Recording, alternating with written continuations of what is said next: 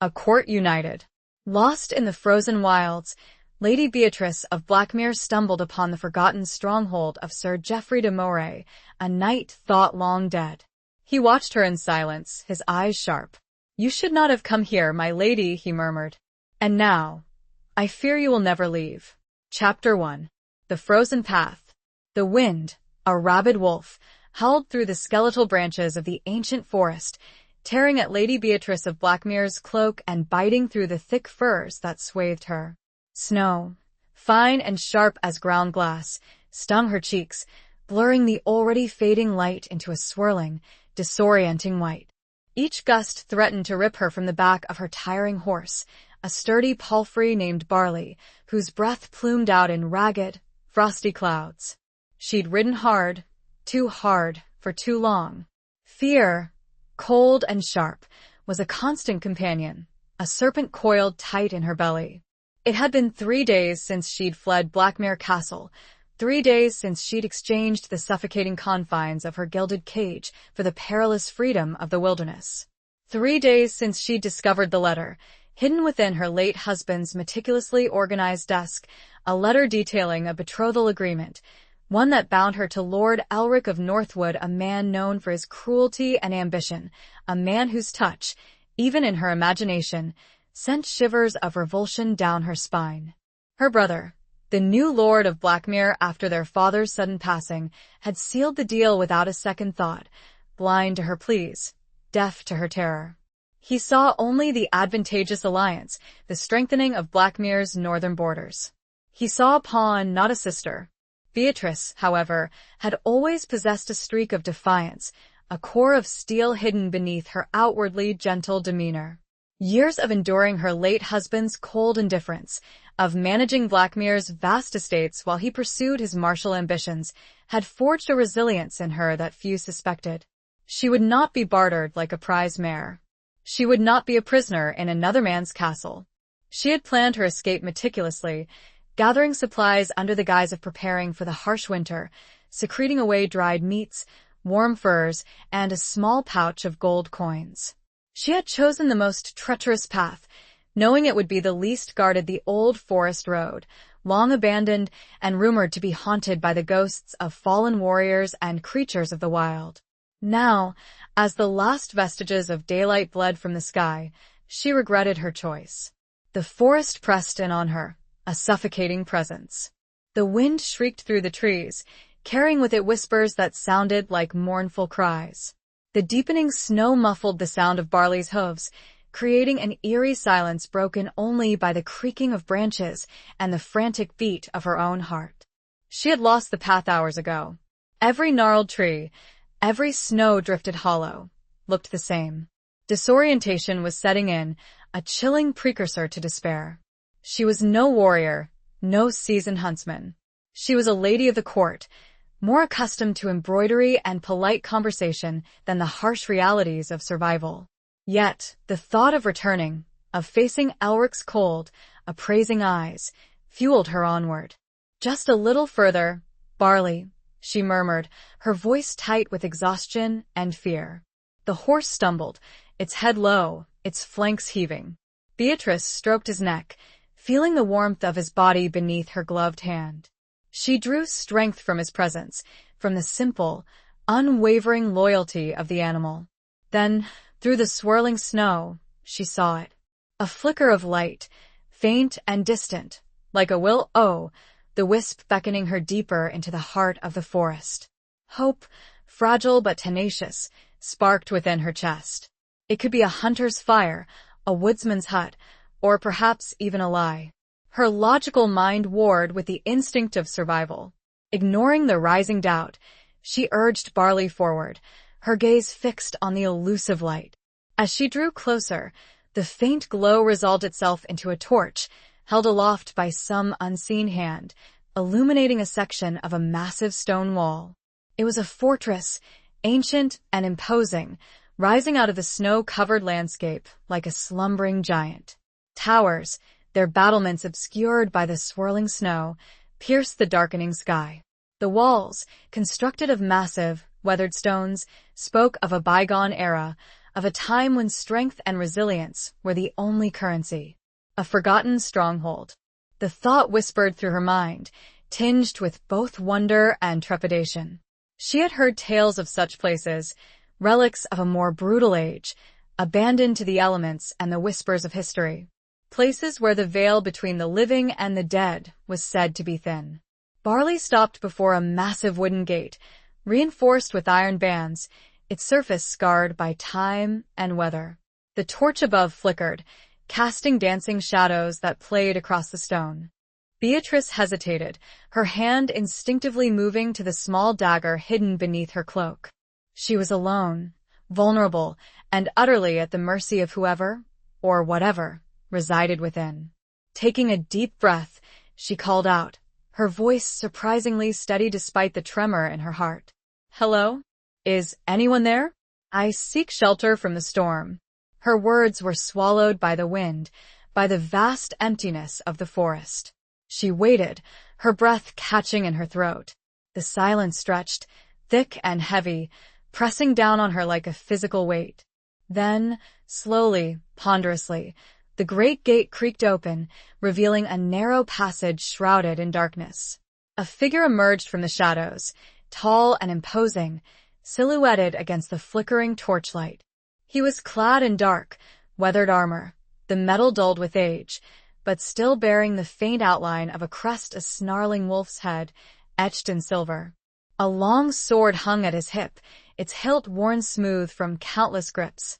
His face was obscured by the shadows of his helm, but she could sense his gaze, sharp and unwavering, fixed upon her. He stood there for a long moment, a silent sentinel, studying her with an intensity that made her skin prickle. The wind whipped around them, carrying the scent of snow and pine, and something else, something ancient and untamed, like the fortress itself. Finally, he spoke, his voice a low rumble that seemed to vibrate through the very stones beneath her feet. "You should not have come here, my lady," he murmured, the words heavy with an unspoken warning. "And now, I fear you will never leave."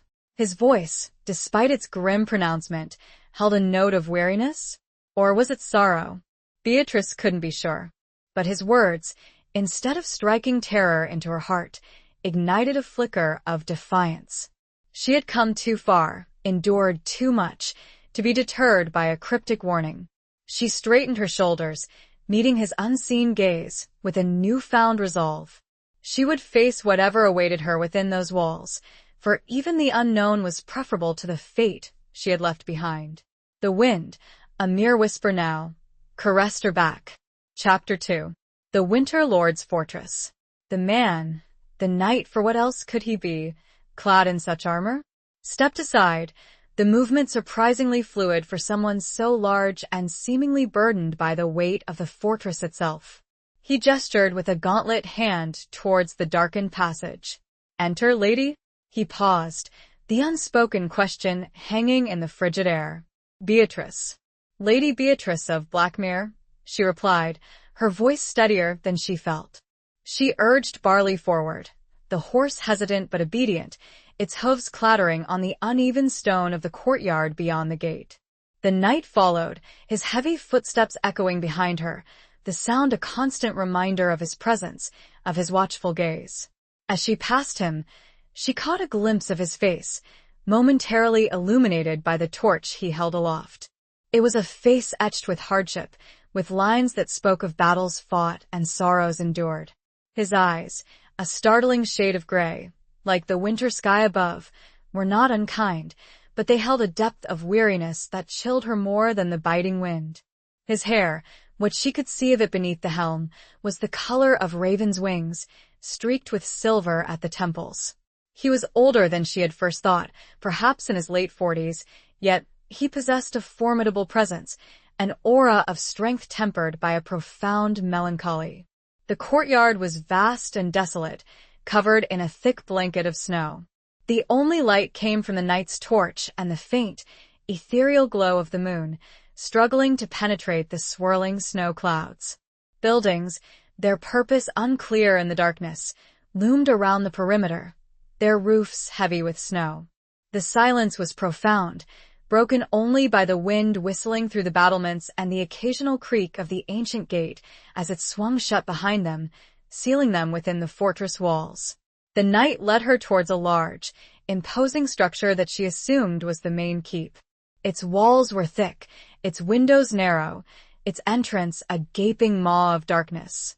A flight of stone steps, worn smooth by centuries of use, led up to a massive wooden door, studded with iron.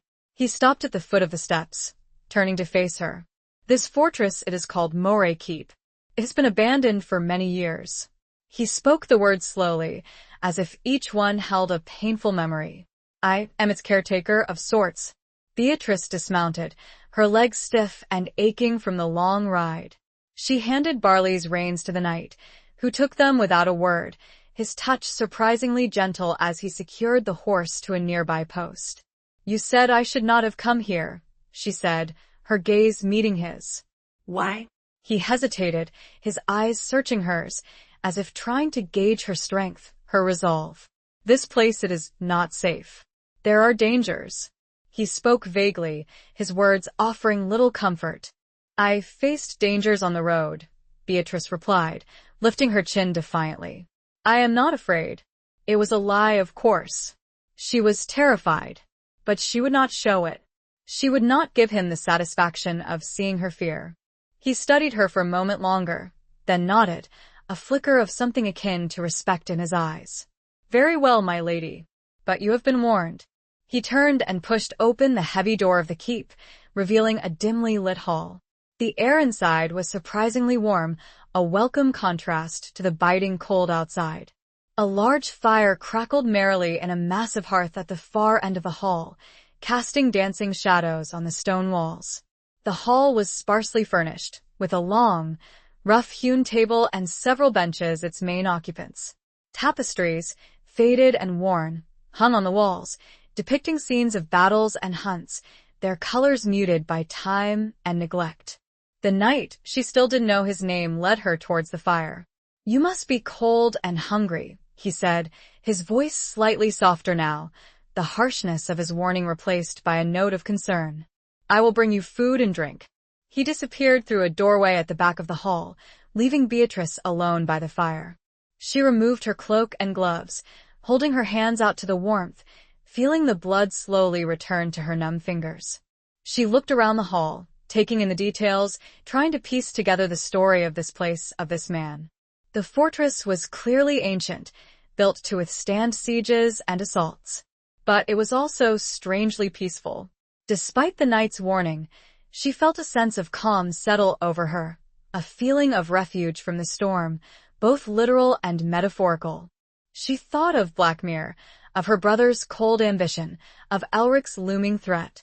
Here, in this forgotten stronghold, she felt free. Free from the expectations, the constraints, the suffocating weight of her noble life. The knight returned, carrying a tray laden with food and drink. There was a loaf of crusty bread, a hunk of cheese, some dried meat, and a flagon of ale. Simple fare, but to Beatrice it seemed like a feast. He placed the tray on the table and gestured for her to sit. Eat, he said. You need to regain your strength. She sat down, her stomach rumbling in anticipation. She tore off a piece of bread and took a bite, savoring the simple, honest flavors. The knight sat opposite her, watching her eat. He had removed his helm, revealing his face fully. It was a strong face, with a firm jaw and a straight nose, but it was also a face marked by sorrow. Deep lines creased his forehead and the corners of his eyes, and there was a haunted look in his gaze that spoke of unspeakable loss. You have not told me your name, Beatrice said, after she had taken the edge off her hunger. He hesitated for a moment, then replied, Geoffrey. Sir Geoffrey de Moray. The name struck a chord. De Moray. She had heard that name before, whispered in hushed tones in the corridors of Blackmere. A knight of legend, a hero of a bygone war, a man who is said to have died betrayed. Sir Geoffrey de Moray, she repeated, her voice filled with a mixture of awe and disbelief. But you are said to be dead. He gave a wry smile, a flicker of amusement in his eyes. Rumors, my lady. Rumors and whispers. The world believes what it wants to believe. But why? She asked, her curiosity piqued. Why would you allow the world to believe you were dead? He looked away, his gaze fixed on the flickering flames of the fire. There are reasons, he said quietly. Reasons that are best left buried in the past. His words, his tone, told her that this was a subject he was not willing to discuss. At least not yet. She respected his silence, sensing the deep pain that lay beneath his stoic exterior. A new question formed, one closer to the surface of the evening's strange happenings. And how long have you been here, Sir Geoffrey, caretaker of this abandoned keep? His gaze turned back to her, holding her own for a heartbeat longer than strictly proper, before answering. Long enough, my lady, to forget what the sun felt upon my face before the snow began to fall. His voice trailed, and a fresh log was placed onto the great hearth. Chapter 3. Whispers of the Fallen. The fire crackled, sending sparks spiraling upwards into the vast chimney, the only sound in the hall besides the distant howl of the wind, now muffled by the thick stone walls. Geoffrey's words hung in the air, heavy with unspoken meaning. Long enough to forget the sun, how long was that? Years? Decades? The thought was both unsettling and strangely romantic. A man, a knight, lost to time, living in self-imposed exile in a forgotten fortress. Beatrice finished her meal, feeling the warmth of the food and ale spreading through her. The exhaustion of the past few days was beginning to catch up with her, her eyelids growing heavy, her muscles aching.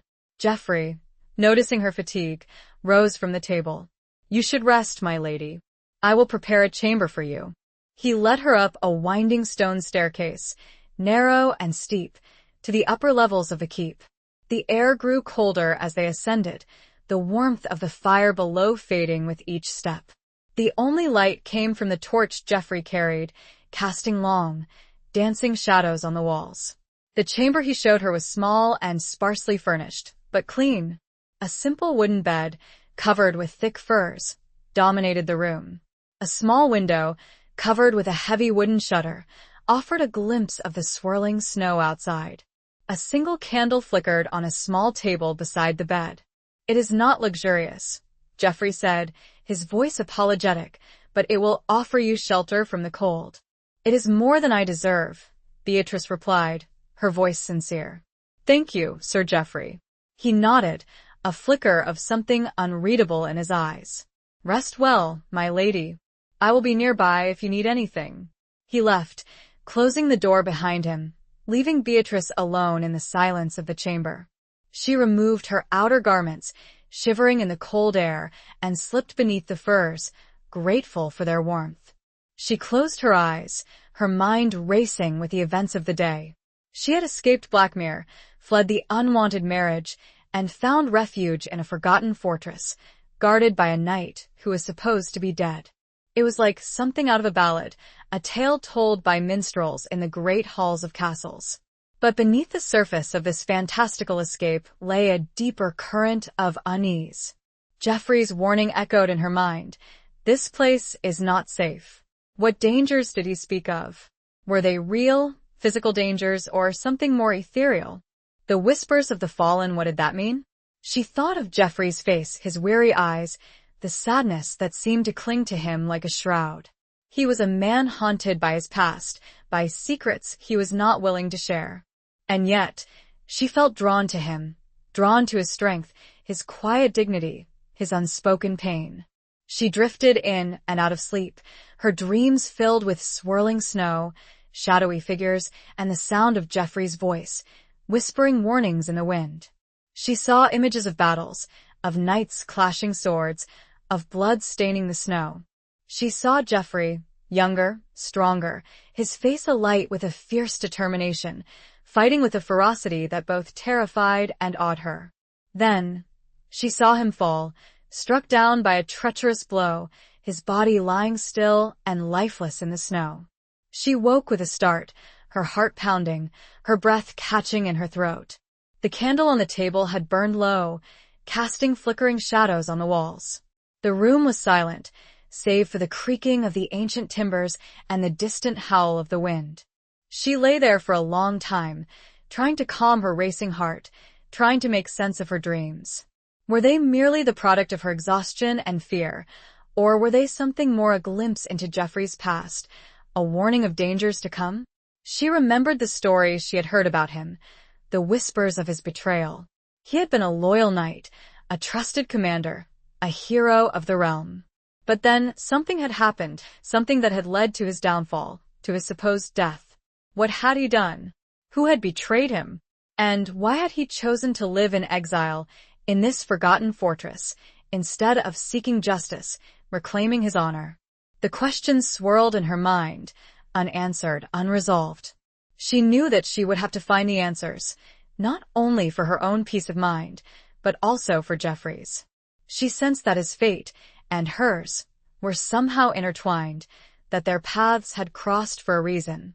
She rose from the bed, feeling a renewed sense of purpose. She would not be a passive observer in this strange drama. She would be an active participant, a force for change. She would help Geoffrey confront his past, unravel the secrets that haunted him, and find redemption, both for himself and for the fallen warriors whose whispers echoed through the halls of Moray Keep. She opened the wooden shutter, peering out into the darkness. The snow had stopped falling, and the moon, now free from the clouds, cast a silvery light on the landscape. The fortress, bathed in the ethereal glow, looked even more imposing, more mysterious. She saw a figure standing in the courtyard below, his back to her, his gaze fixed on the distant horizon. It was Geoffrey. He stood there, motionless, like a statue carved from stone, a solitary sentinel guarding his lonely realm. She watched him for a long time, feeling a strange mixture of pity and admiration. He was a broken man, a fallen hero, but he was also a man of strength, of resilience, of unwavering loyalty. He was a man worth fighting for. Closing the shutter softly, she turned back to the bed, her mind made up. Tomorrow, she would begin her quest. Tomorrow, she would start to unravel the secrets of Moray Keep and the secrets of the Winter Lord himself. He stood, waiting, as if to confirm her thoughts. Chapter 4. The Price of Sanctuary.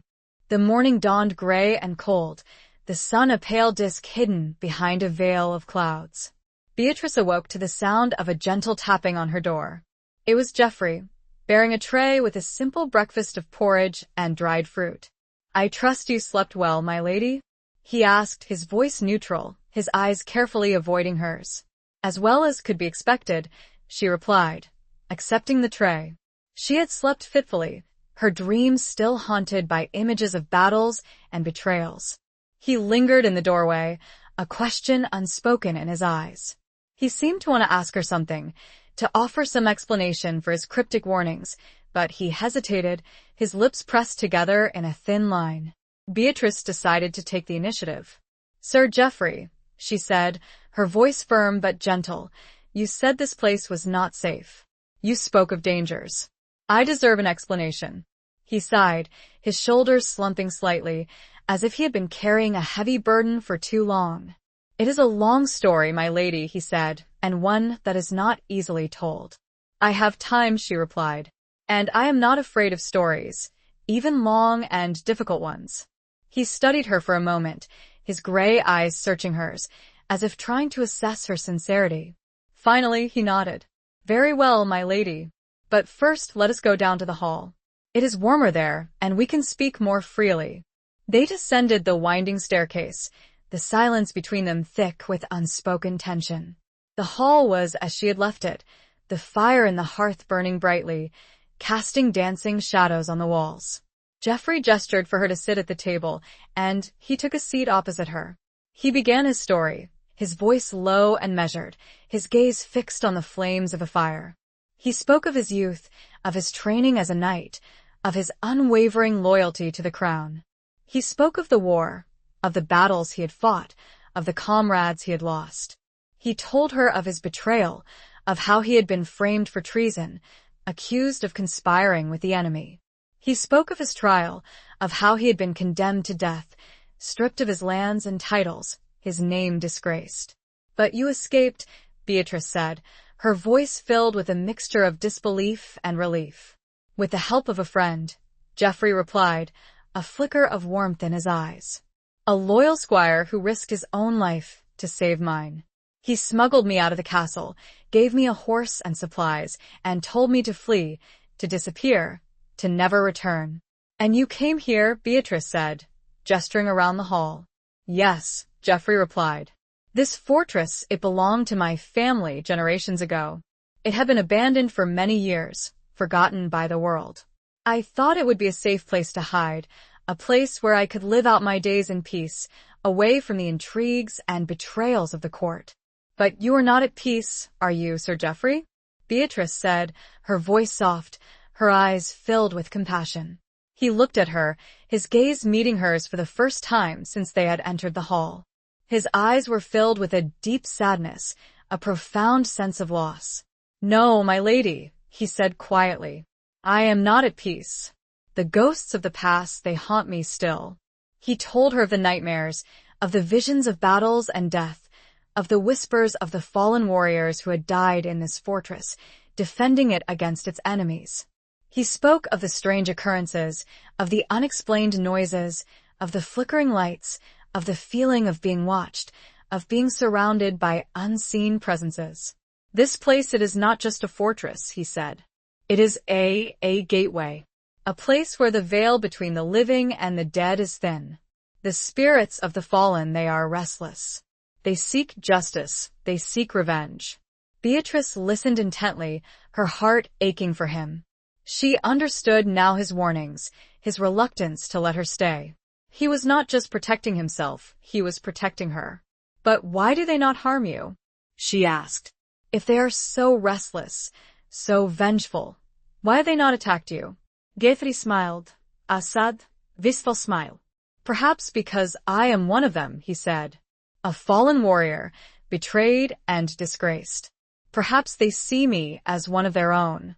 Or perhaps, Beatrice thought, it was because he was a good man, a just man, a man who had been wronged.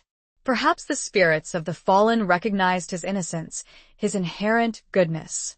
I am not afraid, Sir Geoffrey, she said, her voice firm, her gaze unwavering. I will not leave. I will stay and help you. We will face these ghosts together. He looked at her, surprised by her words, by her courage. A flicker of hope, a spark of something long dormant, ignited in his eyes. Why, my lady? He asked. Why would you risk your life for a stranger, for a man who is supposed to be dead? Beatrice smiled, a genuine, heartfelt smile. Because you're not a stranger, Sir Geoffrey, she said. And because I believe in second chances. And because I believe in you. The price of her sanctuary, she realized, was not just facing the dangers of Moray Keep, but also facing the wounded heart of its guardian. And that was a price she was willing to pay. It had been a long time since anyone believed in him. Chapter 5. Scars of the Past. Geoffrey stared at Beatrice, her words echoing in the vast stillness of the hall. I believe in you. It had been so long since he had heard those words, so long since anyone had looked at him with anything other than pity or suspicion. He had grown accustomed to the solitude, to the weight of his past, to the whispers of the fallen. He had accepted his fate, his self-imposed exile, his life as a ghost among ghosts. But Beatrice's words, her unwavering gaze, her genuine compassion, they had stirred something within him, something he thought long dead. A flicker of hope, a spark of warmth, a longing for connection. He cleared his throat, his voice rough with emotion. My lady, you do not understand the risks. This place, it is cursed. The spirits, they are not always benevolent. I understand more than you think, Sir Geoffrey, Beatrice replied, her voice gentle but firm. I have seen my own share of darkness, of betrayal. I know what it is like to feel lost, to feel abandoned. And I know that sometimes the only way to find your way back is to face your demons, to confront your past. She reached across the table, her hand gently covering his. Her touch was warm, comforting, a stark contrast to the coldness of the stone, of the fortress, of his own self-imposed isolation. He flinched slightly at her touch, surprised by the unexpected contact, by the rush of warmth that spread through him. It had been years since he had felt the touch of another human being, a touch that was not born of violence or duty, but of kindness and compassion. "Tell me more, Sir Geoffrey," she said, her gaze unwavering. "Tell me about the betrayal. Tell me about the friend who helped you escape. Tell me everything." He hesitated, his eyes searching hers, as if trying to gauge her trustworthiness. He had kept his secrets buried for so long, guarded them jealously, afraid of exposing them to the light, afraid of the judgment, of the pain. But there was something in Beatrice's eyes, something in her demeanor, that made him trust her. Perhaps it was her own vulnerability, her own willingness to share her pain, that made him feel safe, made him feel like he could finally unburden himself.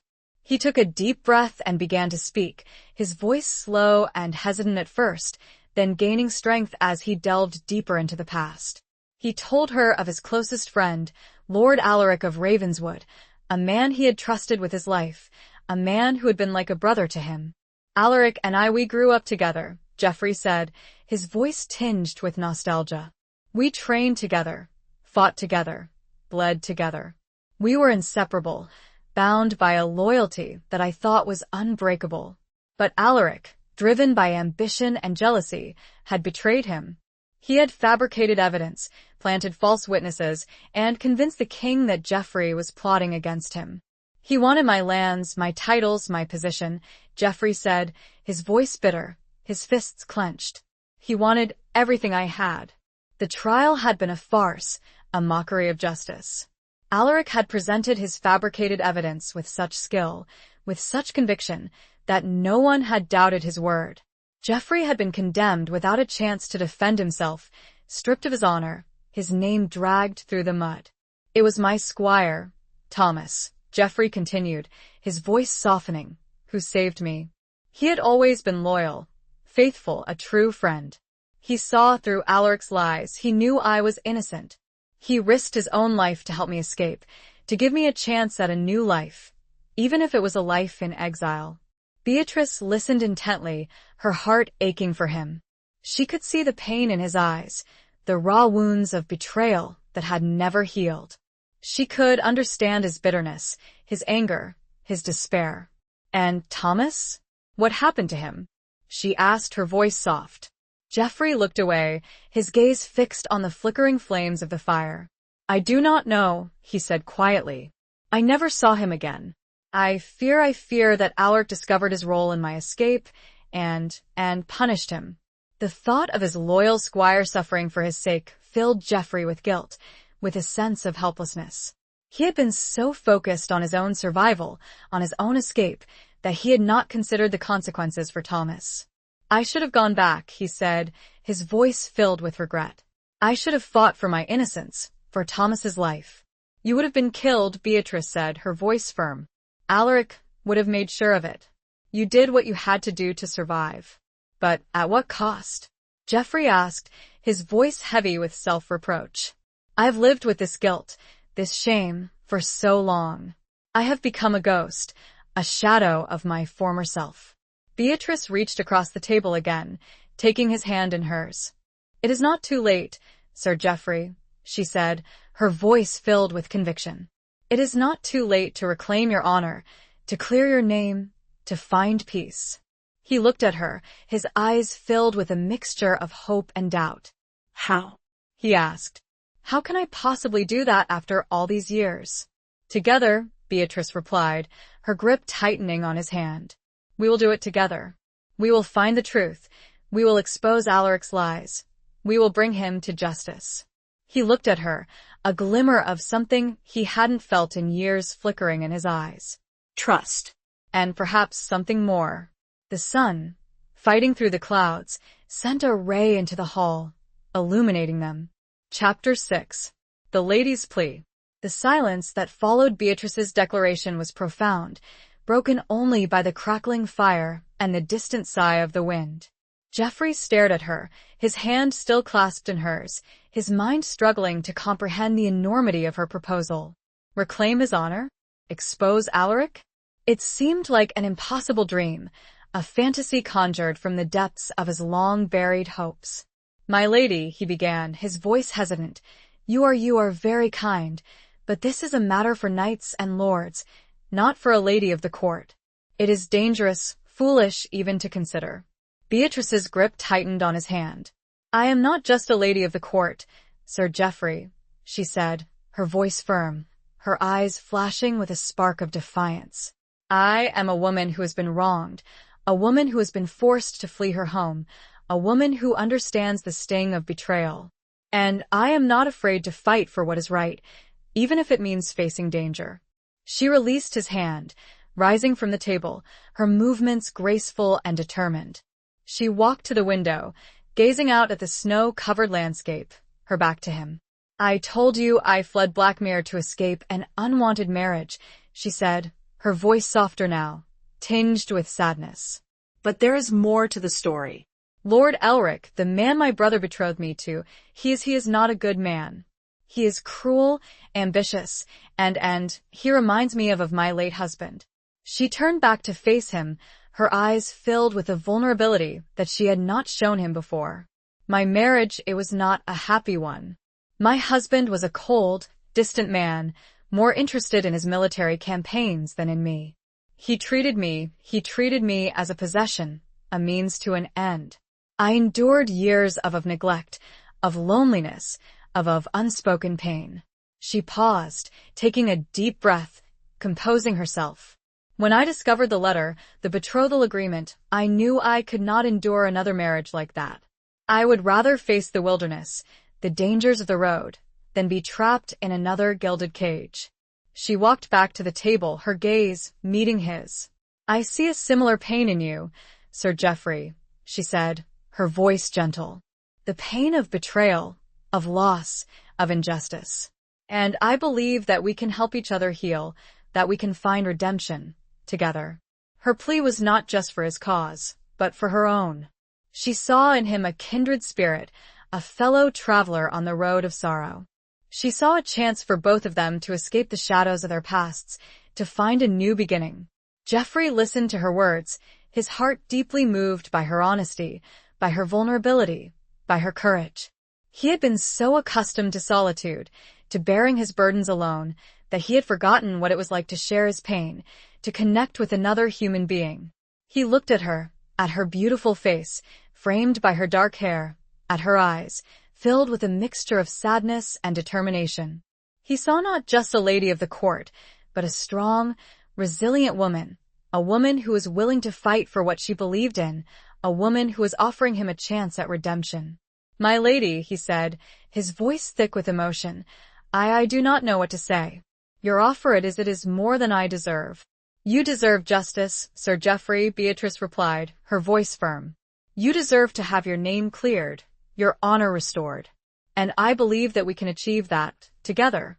He hesitated for a moment, his mind still wrestling with the doubts, with the fears that had plagued him for so long. But then, he looked at her unwavering gaze, at her genuine compassion, and he knew that he could not refuse her offer. He could not turn his back on this chance, this opportunity to finally confront his past, to find peace. Very well, my lady, he said, his voice filled with a newfound determination. I accept your offer. We will fight together. We will seek justice, for both of us. A smile, radiant and hopeful, spread across Beatrice's face. Then we have a plan, she said. We will need to gather information, to find evidence that will prove your innocence, that will expose Alaric's treachery. We will need to find allies, people who will support our cause. It will not be easy, Geoffrey warned. Alaric is a powerful man with many connections. He will not hesitate to use any means necessary to silence us. I am aware of the risks, Beatrice replied. But we will be careful. We will be discreet. And we will not give up until we have achieved our goal. They spent the rest of the day discussing their plans, strategizing, making preparations. They would start by searching Moray Keep for any documents, any evidence that might shed light on Geoffrey's past, on Alaric's betrayal. They would also need to find a way to communicate with the outside world, to seek out potential allies, people who might be willing to help them. As the sun began to set, casting long shadows across the hall, Geoffrey looked at Beatrice, his heart filled with a mixture of hope and apprehension. He had taken the first step on a long and dangerous journey, a journey that could lead to his redemption or his destruction. But he was not alone. He had Beatrice by his side, a woman who believed in him, a woman who was willing to fight for him. And that, he realized, was worth more than anything. He gave her a gentle smile and looked out to the darkening landscape, knowing that his fight was no longer his alone. Chapter 7. A Knight's Oath Broken. The search of Moray Keep began the next morning, a systematic exploration of every room, every corridor, every nook and cranny of the ancient fortress. Geoffrey, intimately familiar with the layout, guided Beatrice through the labyrinthine passages, pointing out hidden chambers and forgotten storerooms. The keep was a treasure trove of forgotten history, a repository of relics from a bygone era.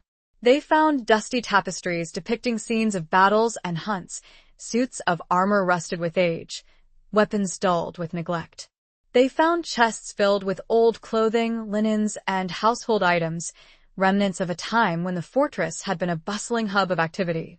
But they found no documents, no letters, no evidence that could shed light on Geoffrey's past, on Alaric's betrayal. The keep had been thoroughly searched, it seemed, by someone before them. Perhaps by Alaric's men, after Geoffrey's escape, ensuring that no trace of his innocence remained. "It is as I feared," Geoffrey said, his voice filled with discouragement. Alaric was thorough. He left nothing behind that could incriminate him. "Do not lose hope, Sir Geoffrey," Beatrice replied, her voice firm. "We have only just begun. There must be something somewhere that he overlooked." They continued their search, their determination fueled by a shared sense of purpose.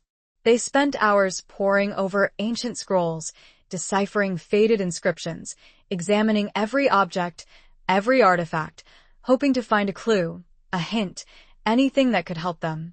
In a small, forgotten chamber, hidden behind a loose panel in the wall, they found a locked chest. It was made of heavy oak, bound with iron, its surface covered in intricate carvings.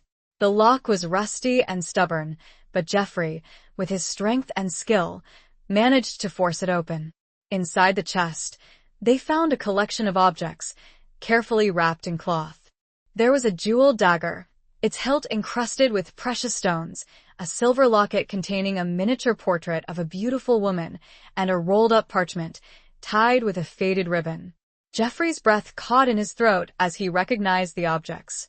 The dagger had been a gift from his father, on the day he had been knighted. The locket contained a portrait of his mother, a woman he had loved and lost. And the parchment, he knew what it was before he even unrolled it. It was his knight's oath, the sacred vow he had sworn upon his knighthood, the oath that bound him to serve his king and his realm with loyalty and honor. He had thought it lost, destroyed, along with everything else he had held dear. He carefully unrolled the parchment, his hands trembling slightly. The ink was faded, but the words were still legible. He read them aloud, his voice filled with emotion, the familiar phrases echoing through the silent chamber. To be brave, loyal, and true. To protect the weak and innocent. To uphold justice and righteousness. To never betray my king or my comrades. He paused, his gaze fixed on the last line, the line that had been deliberately altered. Someone had scratched out the word king and replaced it with Lord Alaric. Beatrice gasped, her hand flying to her mouth.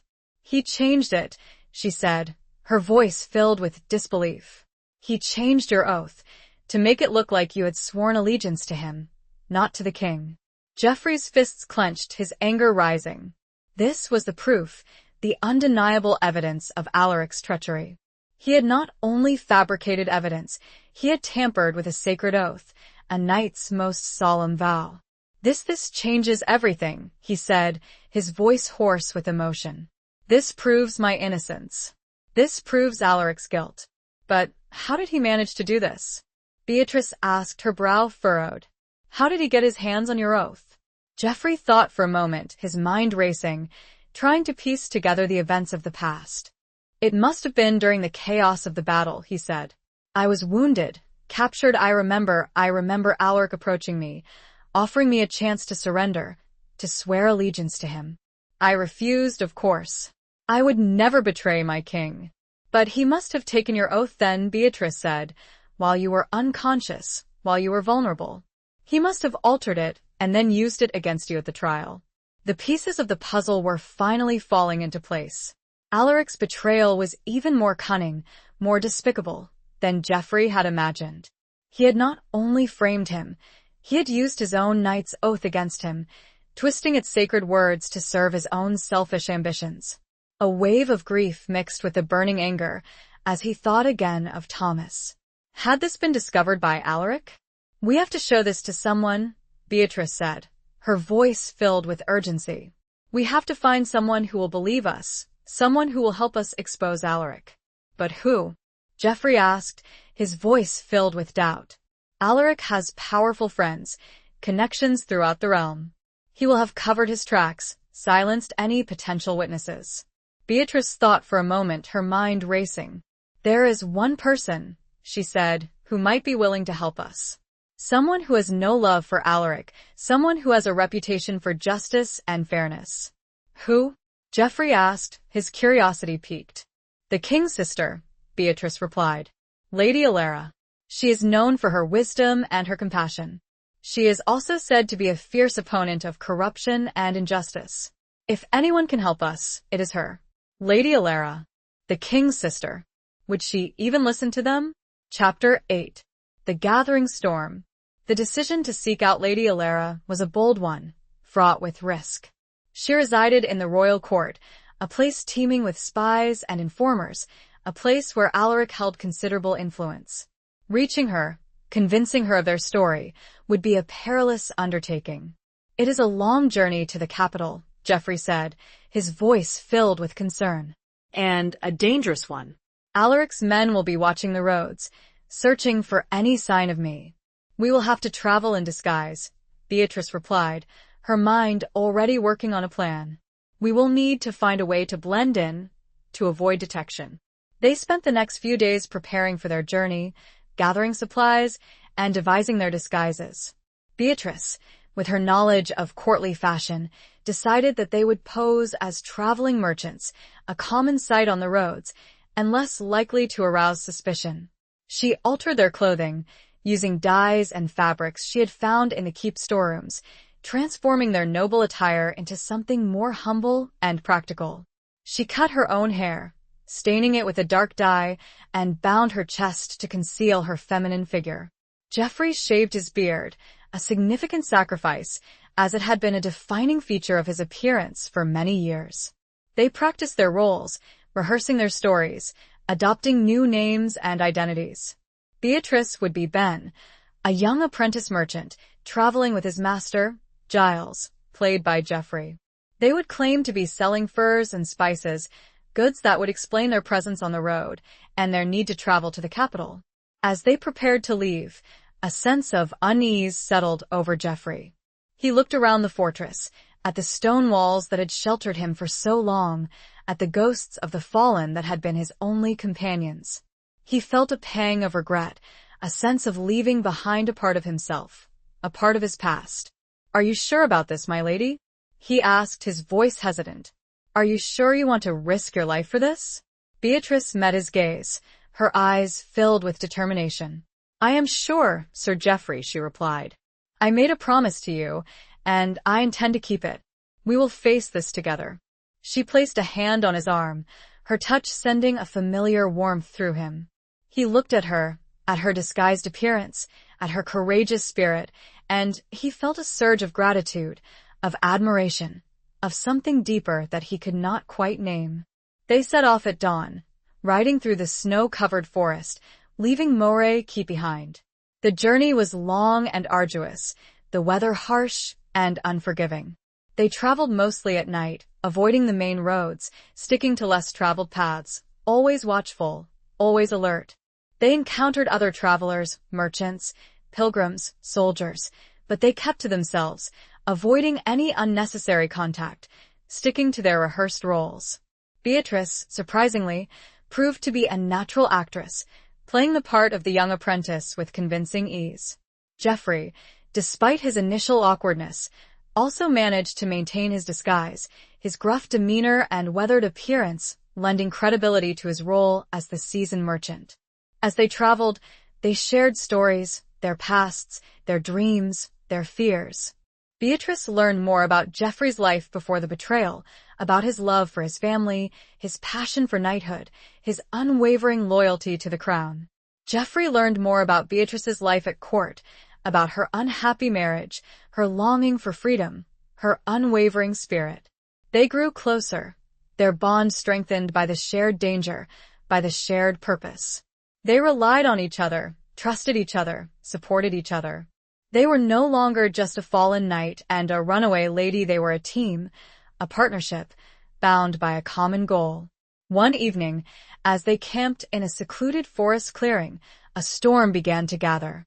The wind howled through the trees, the sky darkened, and the first flakes of snow began to fall. "We should seek shelter," Geoffrey said, his voice concerned. "There is an abandoned monastery nearby, a place where we can wait out the storm." They reached the monastery as the storm intensified, the wind whipping the snow into a blinding frenzy. The building was old and dilapidated, its roof partially collapsed, its windows broken, but it offered some protection from the elements. They found a relatively intact chamber, cleared away the debris, and built a small fire. As they huddled together, sharing their meager rations, the storm raged outside, the wind shrieking like a banshee, the thunder echoing through the ancient walls. Beatrice shivered, not just from the cold, but from a sense of foreboding. She looked at Geoffrey, his face illuminated by the flickering firelight, and she saw a similar apprehension in his eyes. "What is it?" she asked, her voice soft. "I do not like this place," he said, his voice low. "It feels wrong, like we are being watched." Beatrice felt it too, a prickling sensation on her skin, a sense of unease that went beyond the storm. The monastery, like Moray Keep, seemed to be a place where the veil between the living and the dead was thin. As if in answer to their unspoken fears, a sudden gust of wind extinguished their fire, plunging them into darkness. A cold, eerie silence descended, broken only by the howling wind and the sound of their own breathing. Then they heard it, a whisper, faint and distant, seemingly carried on the wind. A whisper that spoke their true names, not their assumed identities. Geoffrey, Beatrice, they froze, their hearts pounding, their eyes straining to see through the darkness. The storm, it seemed, was not just outside. It was within. And as they huddled, the whispers grew in intensity, as if the very walls spoke their plea. Chapter 9. Echoes in the stone halls. The darkness was absolute, the extinguished fire offering no solace against the sudden chill that had descended upon the chamber. The whispers continued, swirling around them like the wind, calling their true names. Geoffrey, Beatrice, it was as if the very stones of the monastery were alive, imbued with the voices of the past. Geoffrey reached for his sword, his hand instinctively moving to the hilt, a warrior's reflex honed by years of training. But he knew that a sword would be useless against these unseen forces, these ethereal whispers. "What is it?" Beatrice whispered, her voice trembling slightly, her hand clutching his arm. "I do not know," Geoffrey replied, his voice low and tense. "But it knows us. It knows our true names." He strained his ears, trying to discern the source of the whispers, trying to make sense of their meaning. They seemed to be coming from everywhere and nowhere at once, echoing through the halls, seeping through the walls. Then, as suddenly as they had begun, the whispers ceased. The silence that followed was even more unnerving, heavy with anticipation, pregnant with an unseen presence. Geoffrey slowly reached for the tinderbox he carried, his hands shaking slightly. He struck the flint, and after few attempts, a spark caught, igniting the tinder. He carefully lit a small piece of dried wood, and then another, until a small flame flickered to life, casting a dim, dancing light around the chamber. They looked around, their eyes scanning the shadows, searching for any sign of movement, any indication of the source of the whispers. The chamber was empty, save for the debris and the remnants of their meager camp. But the feeling of unease remained, the sense of being watched, of being surrounded by unseen presences. The air was heavy, thick with a palpable energy, a sense of something ancient and powerful. "This place it is like Moray Keep," Beatrice said, her voice hushed. "A place where the veil between the living and the dead is thin." "Yes," Geoffrey agreed. "But here it feels different. More malevolent." He remembered the stories he had heard about this monastery, tales of a massacre, of monks slaughtered by raiders, their bodies left unburied, their spirits trapped within these walls. He had dismissed them as mere legends, as folklore, but now he was not so sure. As they sat there, huddled together in the flickering light, the whispers began again, louder this time, more distinct.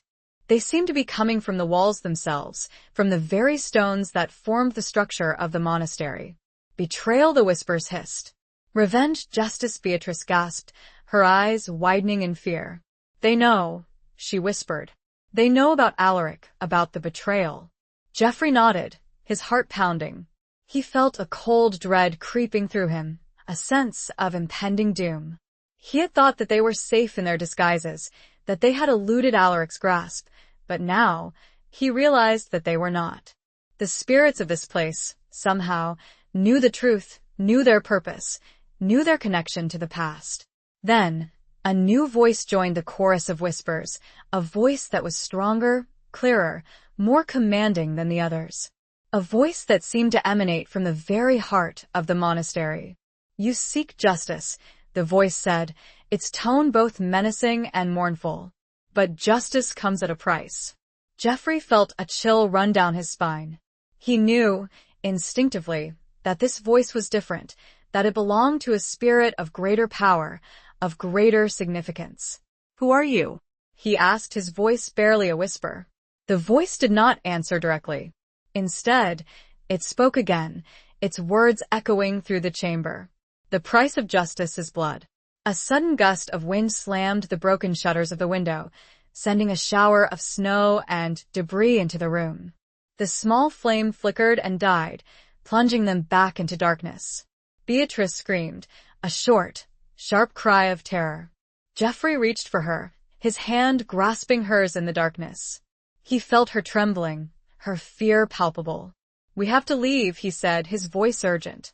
"We have to get out of here." They scrambled to their feet, stumbling through the darkness, their hands outstretched, searching for the doorway.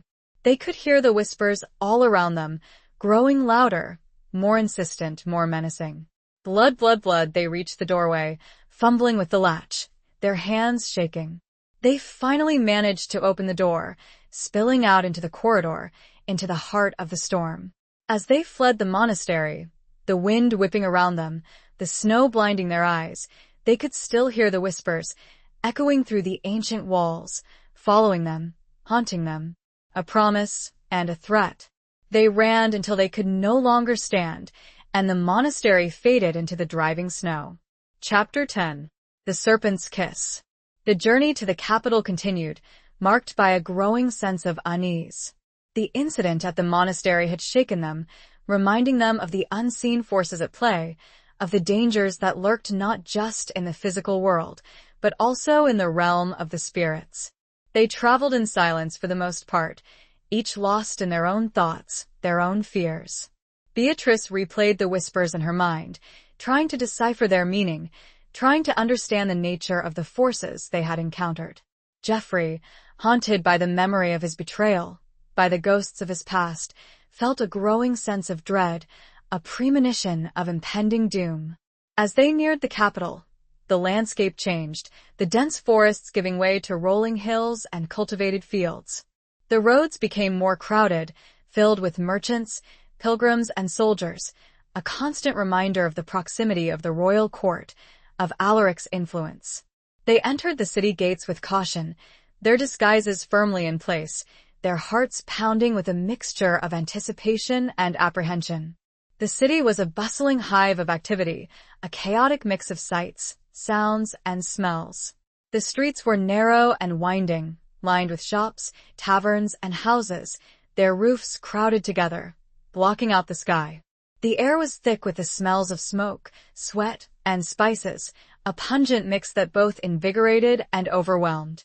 They found lodgings in a small, inconspicuous inn located in a less traveled part of the city. The room was cramped and dingy, but it offered them a degree of privacy, a place to rest and plan their next move. "We need to find a way to contact Lady Alara," Beatrice said, her voice low, her eyes scanning the room, as if expecting to find spies lurking in the shadows. "It will not be easy," Geoffrey replied. "She is heavily guarded, surrounded by people loyal to the king and likely to Alaric." They discussed various options, weighing the risks and benefits of each. They considered sending a letter, but that was too risky, as it could be intercepted. They thought about seeking out a contact, someone who might be sympathetic to their cause, but they knew no one in the city they could trust. Finally, Beatrice came up with a plan, a daring and audacious one, but one that might just work.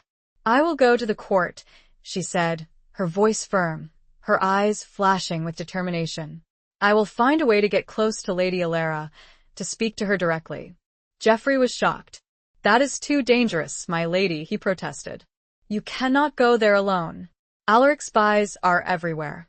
They will recognize you, even in disguise." "I have to try, Sir Geoffrey," Beatrice replied. "It is our only chance. I will be careful. I will be discreet. And I will not fail." She spent the next day preparing for her infiltration of the court. She studied the layout of the palace, learning the routines of the guards, the schedules of the royal family. She practiced her role, perfecting her disguise, rehearsing her story. She decided that she would pose as a serving girl, a common sight in the palace, and less likely to arouse suspicion. She borrowed a simple dress from the innkeeper's wife, a plain, unassuming garment that would help her blend in with the other servants. As she prepared to leave, Geoffrey stopped her, his hand on her arm, his eyes filled with concern. "Please, my lady," he said, his voice pleading, "be careful. I do not know what I would do if anything happened to you." Beatrice smiled, a genuine, heartfelt smile that reached her eyes. "I will be careful, Sir Geoffrey," she replied. "And I will come back. I promise." She slipped out of the inn, disappearing into the crowded streets, her heart pounding with a mixture of fear and excitement. She made her way to the palace, blending in with the throngs of people entering and exiting the gates. She found a side entrance, used by servants and delivery men, and slipped inside unnoticed.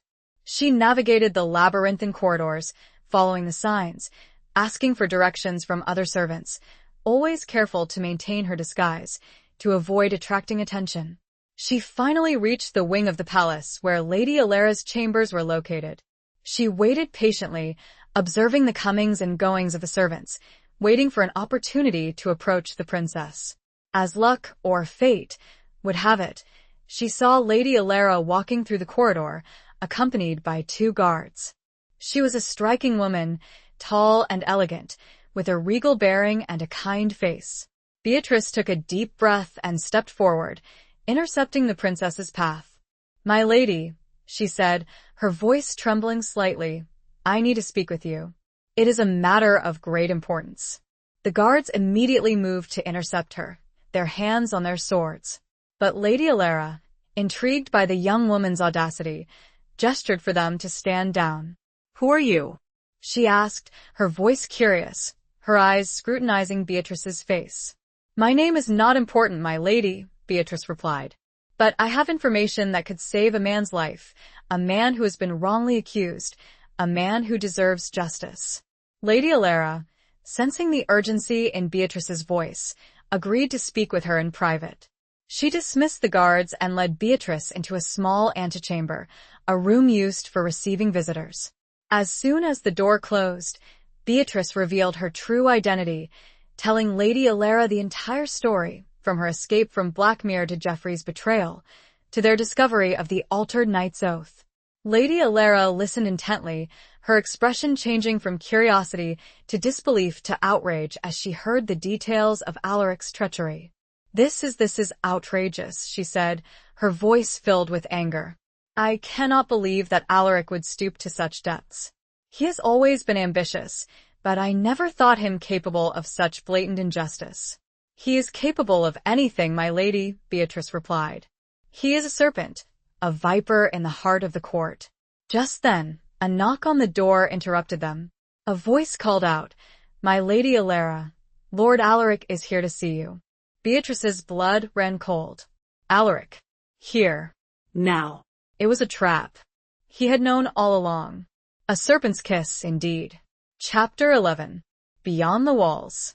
Beatrice's heart hammered against her ribs, a frantic bird trapped in a cage.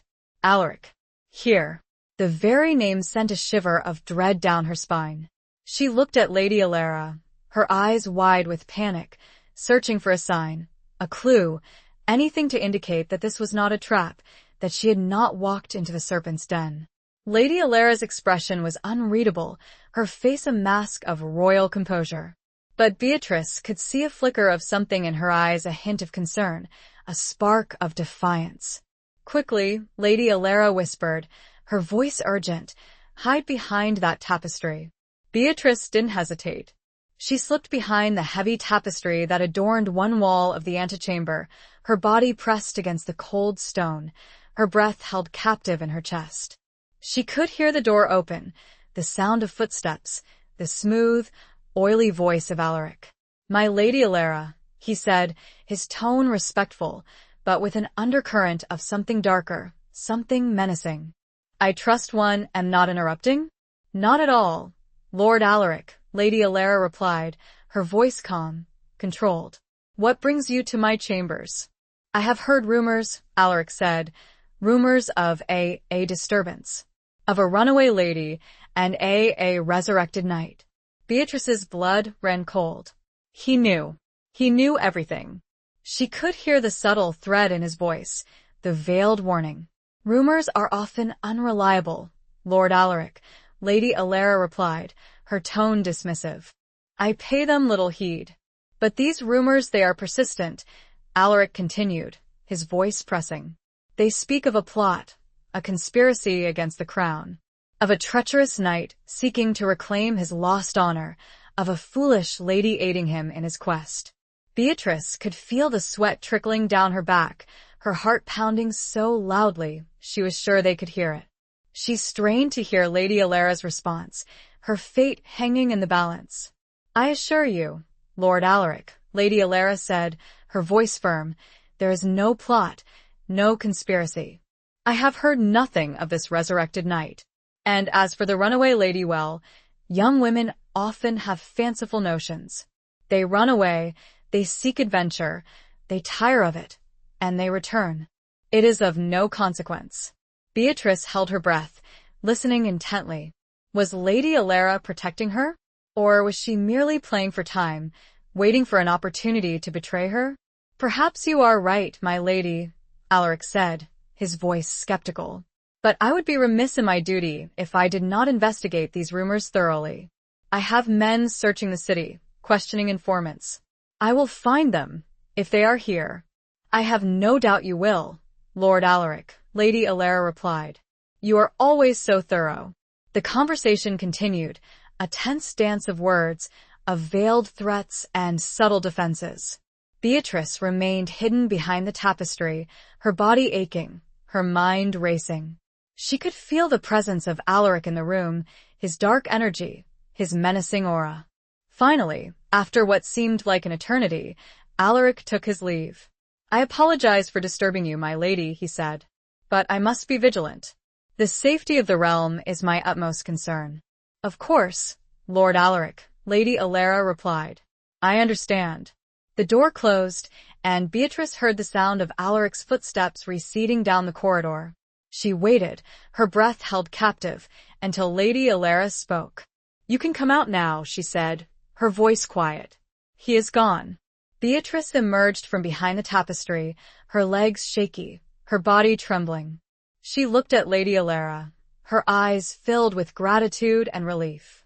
Thank you, my lady, she said, her voice hoarse. You saved my life. I did what I had to do, Lady Alara replied. But you are not safe here. Alaric will not give up. He will find you, eventually. I know, Beatrice said. We have to leave the city, immediately. Where will you go? Lady Alara asked. I do not know, Beatrice replied.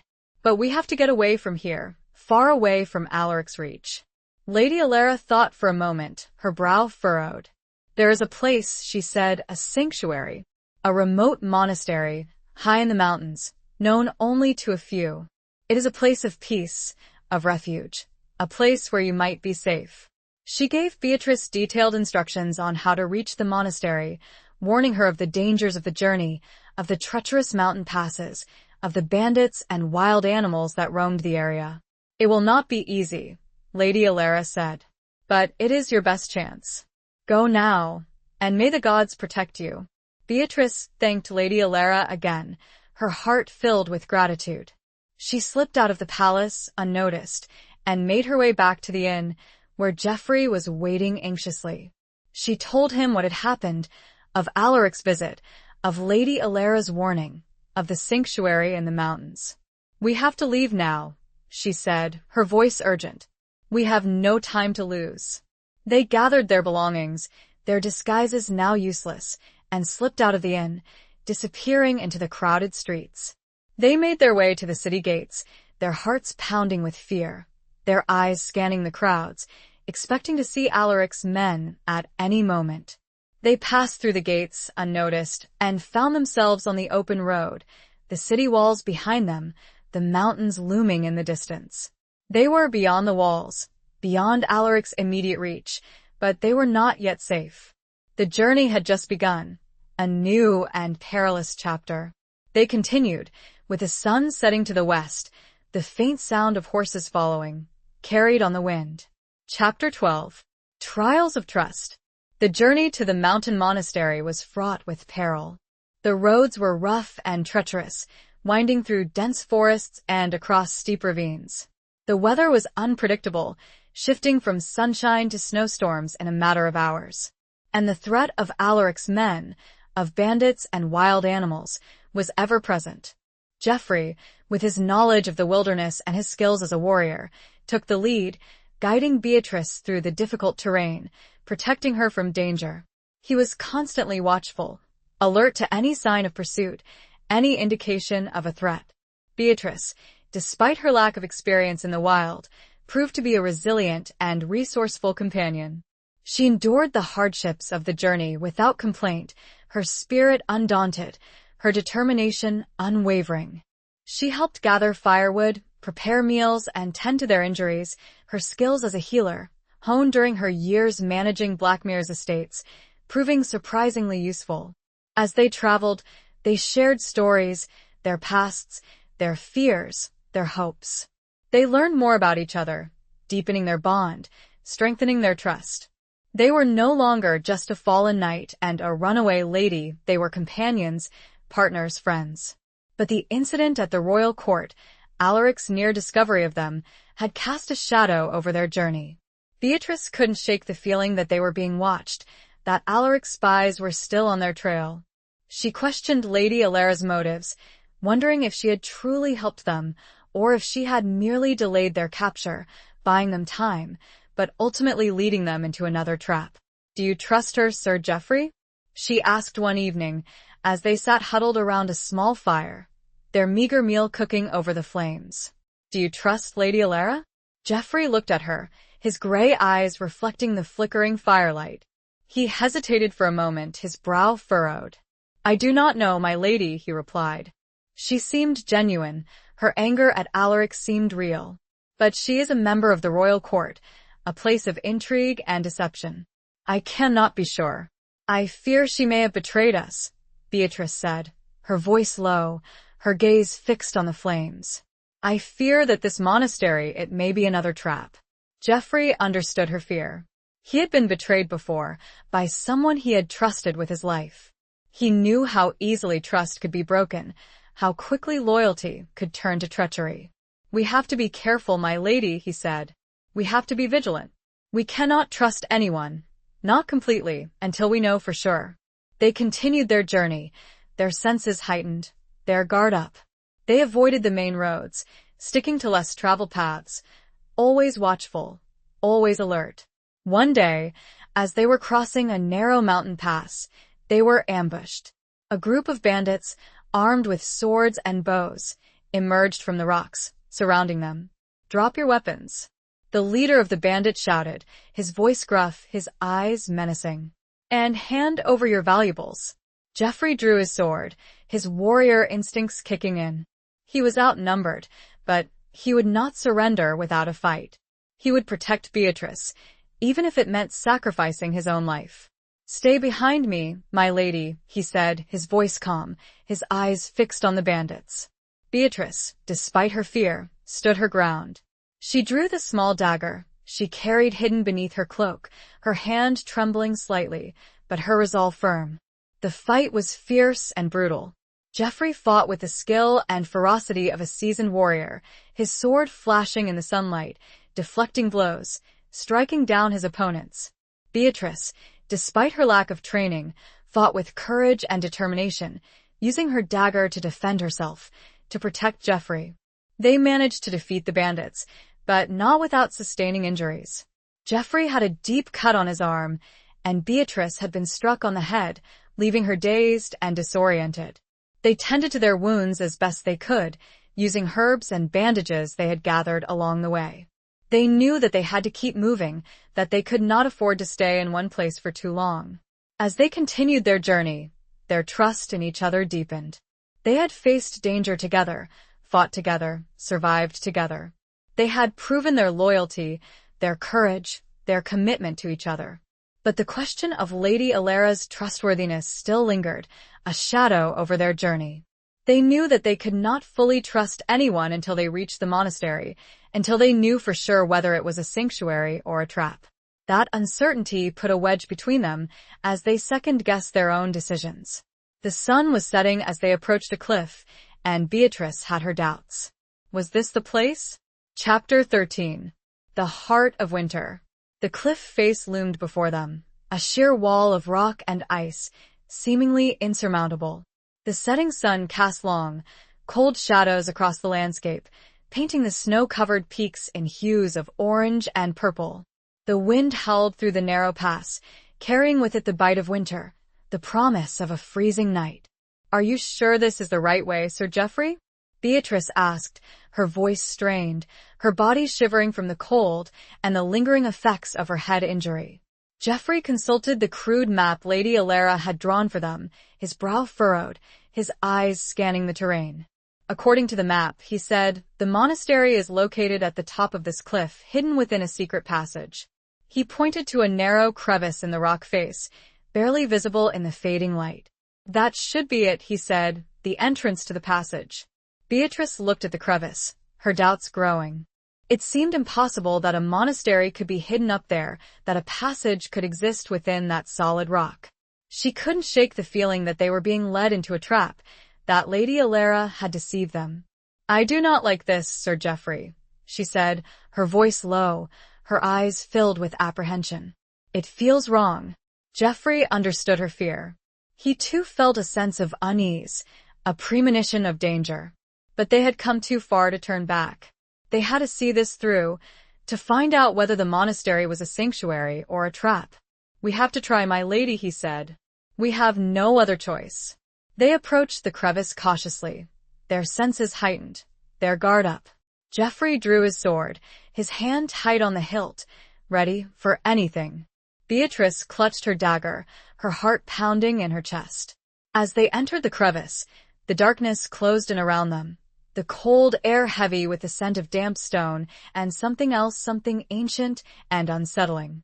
The passage was narrow and winding, twisting and turning through the heart of the cliff. They walked in silence, their footsteps echoing through the darkness, their breath misting in the frigid air. The only light came from the faint glow of the setting sun, filtering through the cracks in the rock. As they ventured deeper into the passage, they began to hear sounds. Faint whispers, carried on the wind, echoing through the stone. The same whispers they had heard at the abandoned monastery, calling their true names. Geoffrey, Beatrice. Beatrice's blood ran cold. She stopped, her body trembling, her eyes wide with fear. "They are here," she whispered. "The spirits, they followed us." Geoffrey gripped her arm, his touch reassuring. "Stay close to me, my lady," he said. "Do not be afraid." He knew that the whispers were not just the product of their imaginations, that they were real, that they were dealing with forces beyond their understanding. But he would not let fear consume him. He would protect Beatrice, no matter the cost. They continued their journey through the passage, the whispers growing louder, more insistent, more menacing. They seemed to be coming from everywhere and nowhere at once, echoing through the stone, seeping into their minds. Betrayal, revenge, justice, blood then. As suddenly as they had begun, the whispers ceased. The silence that followed was even more unnerving, heavy with anticipation, pregnant with an unseen presence. They reached a large cavern, the heart of the cliff. A faint light filtered through a hole in the ceiling, illuminating the space. In the center of the cavern, they saw it, the monastery. It was not what they had expected. It was not a grand structure, a towering edifice of stone and glass. It was a simple, humble dwelling, built into the rock itself, almost invisible from the outside. The walls were made of rough-hewn stone. The roof was covered with snow. The windows were small and narrow. A single wooden door, weathered and ancient, stood at the entrance. They approached the door cautiously, their hearts pounding with a mixture of hope and apprehension. Geoffrey knocked, his knuckles rapping against the wood. The door creaked open, revealing a dimly lit interior. A figure stood in the doorway, silhouetted against the light. An old woman, clad in a simple woolen robe, her face wrinkled and wise, her eyes filled with a serene calm. "Welcome, travelers," she said, her voice soft and gentle. "We have been expecting you." Beatrice and Geoffrey exchanged a look, their doubts and fears momentarily forgotten. They had reached the monastery. They had found sanctuary. Or had they? The old woman gestured for them to enter. They stepped inside, crossing the threshold, leaving the darkness of the passage behind, entering a space that felt both ancient and strangely welcoming. The heart of winter, it seemed, held both danger and hope. Only time would reveal which path had been laid before them. Chapter 14. A Flame in the Darkness. The interior of the monastery was a stark contrast to the harsh, unforgiving landscape outside. The air was warm and still, scented with the aroma of burning herbs and beeswax candles. The walls were lined with shelves filled with ancient books and scrolls, their leather bindings worn smooth with age. A large hearth dominated one side of the main chamber, a fire crackling merrily within, casting a warm, inviting glow. The old woman, who introduced herself as Sister Agnes, led them to a small table near the fire, offering them seats on simple wooden benches. She brought them bowls of steaming broth and thick slices of bread, food that seemed like a feast after their long and arduous journey. "Eat," she said, her voice gentle, her eyes filled with a quiet compassion. "You must be weary and hungry." Beatrice and Geoffrey ate in silence, savoring the simple, nourishing food, feeling the warmth spread through their bodies, easing their aches and pains. As they ate, they observed their surroundings, taking in the details of the monastery, trying to gauge the nature of this place, of its inhabitants. The chamber was sparsely furnished, but clean and well-maintained. There were several other monks and nuns, clad in similar woolen robes, moving about quietly, performing their duties, their faces serene, their eyes calm. The atmosphere was one of peace and tranquility, a stark contrast to the violence and treachery they had encountered on their journey. After they had finished eating, Sister Agnes spoke again. "Lady Alara sent word of your coming," she said, her gaze meeting Beatrice's. "She told us of your plight, of your quest for justice." Beatrice's heart skipped a beat. Lady Alara had contacted the monastery. She had not betrayed them. Relief washed over her, easing the tension that had been building within her for days. "She is a good woman," Geoffrey said, his voice filled with a newfound respect for the princess. "She risked her own safety to help us." "Indeed," Sister Agnes replied. "She is a true friend of the innocent, a fierce opponent of injustice." She then turned to Geoffrey, her eyes studying his face, his weathered features, his haunted gaze. "You are Sir Geoffrey de Moray," she said, her voice soft, but filled with a knowing certainty. "The Knight of the Fallen Star." Geoffrey nodded, his heart heavy with the weight of his past, of his lost honor. "I am," he replied, his voice barely a whisper. "We know your story," Sister Agnes said. "We know of your betrayal, of your unjust condemnation. And we are here to help you." She explained that the monastery was a sanctuary, a place of refuge for those seeking justice, for those who had been wronged by the powerful, for those who had lost their way. It was a place where the truth could be revealed, where secrets could be unearthed, where redemption could be found. "We have access to ancient texts," she said, "to forgotten knowledge, to information that could help you clear your name, expose Alaric's treachery." She told them that the monastery was protected by ancient magic, by the spirits of the mountains, by the unwavering faith of its inhabitants. It was a place where Alaric's influence could not reach, where his spies could not penetrate, where they would be safe. Beatrice and Geoffrey listened intently, their hearts filled with hope. They had found sanctuary, a place where they could finally rest, regroup, and plan their next move. They had found allies, people who believed in them, people who were willing to help them fight for justice. As the evening progressed, they learned more about the monastery, about its history, about its purpose.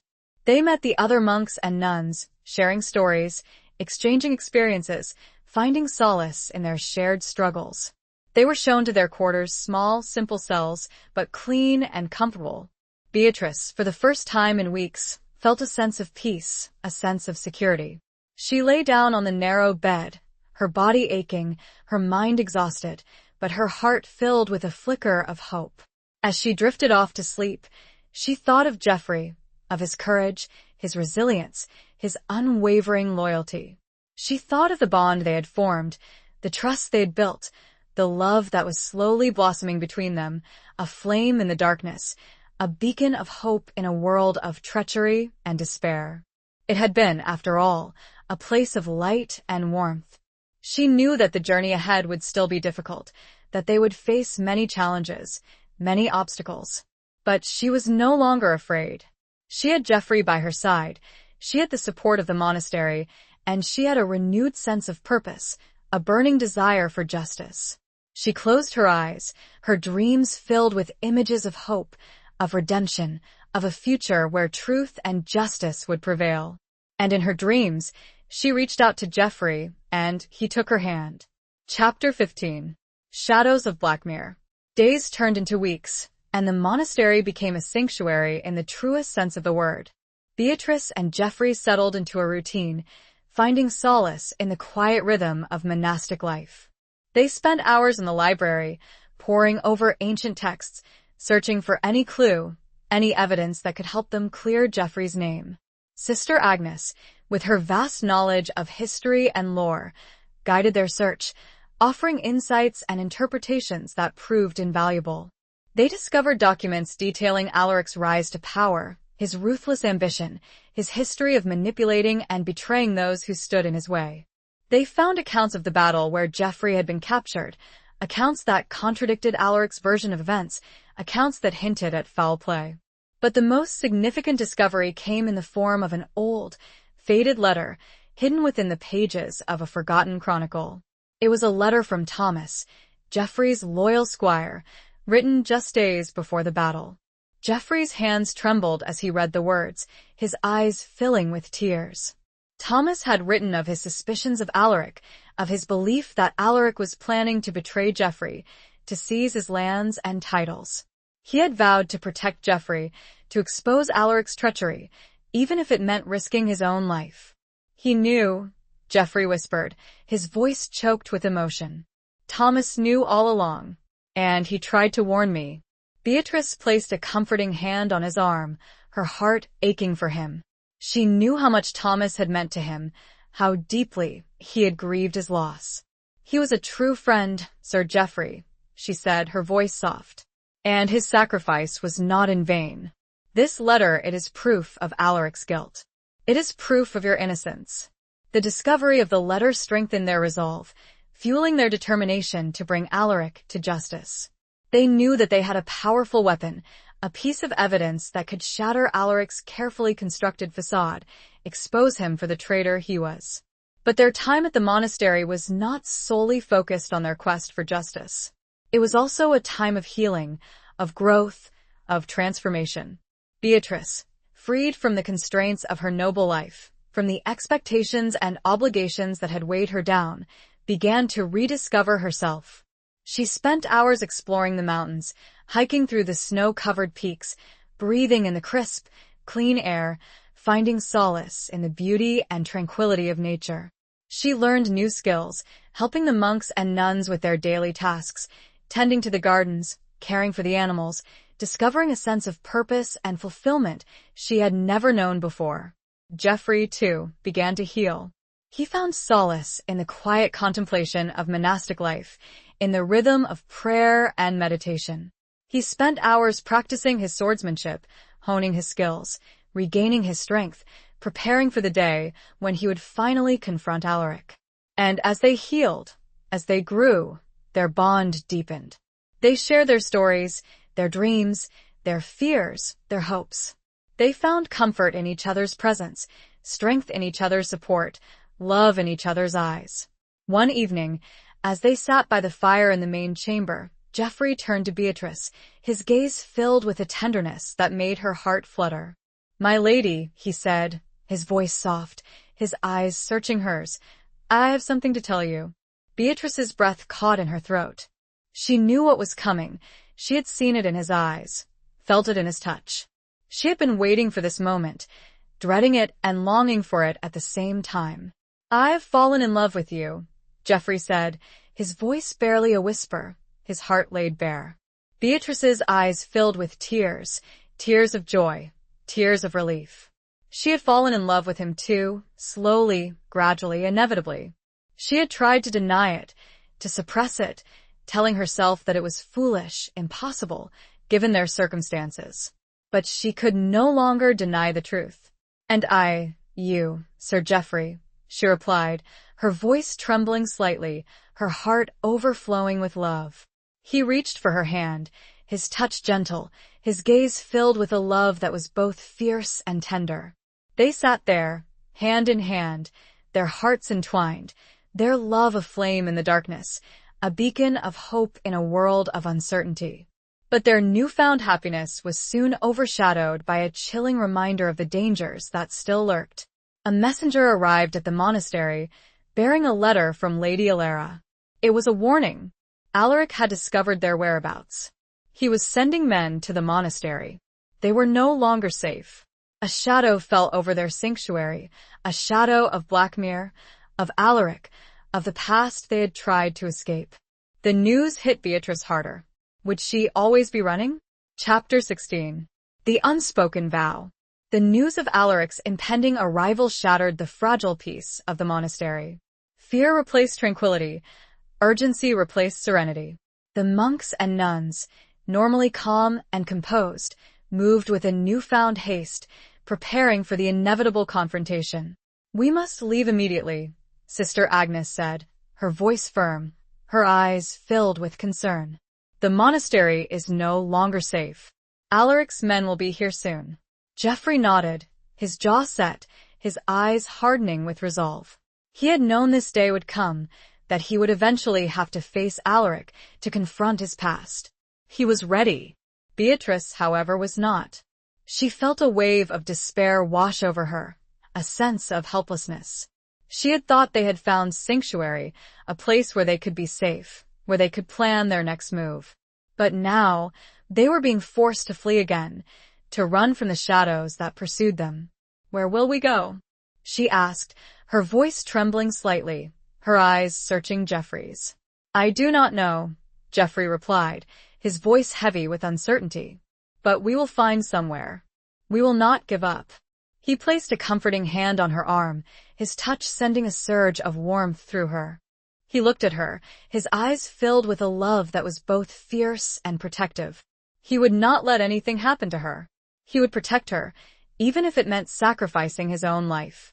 They gathered their belongings, their few possessions, their precious documents, including Thomas's letter, the key to Geoffrey's redemption. They prepared to leave the monastery, to venture back into the wilderness, to face the dangers that awaited them.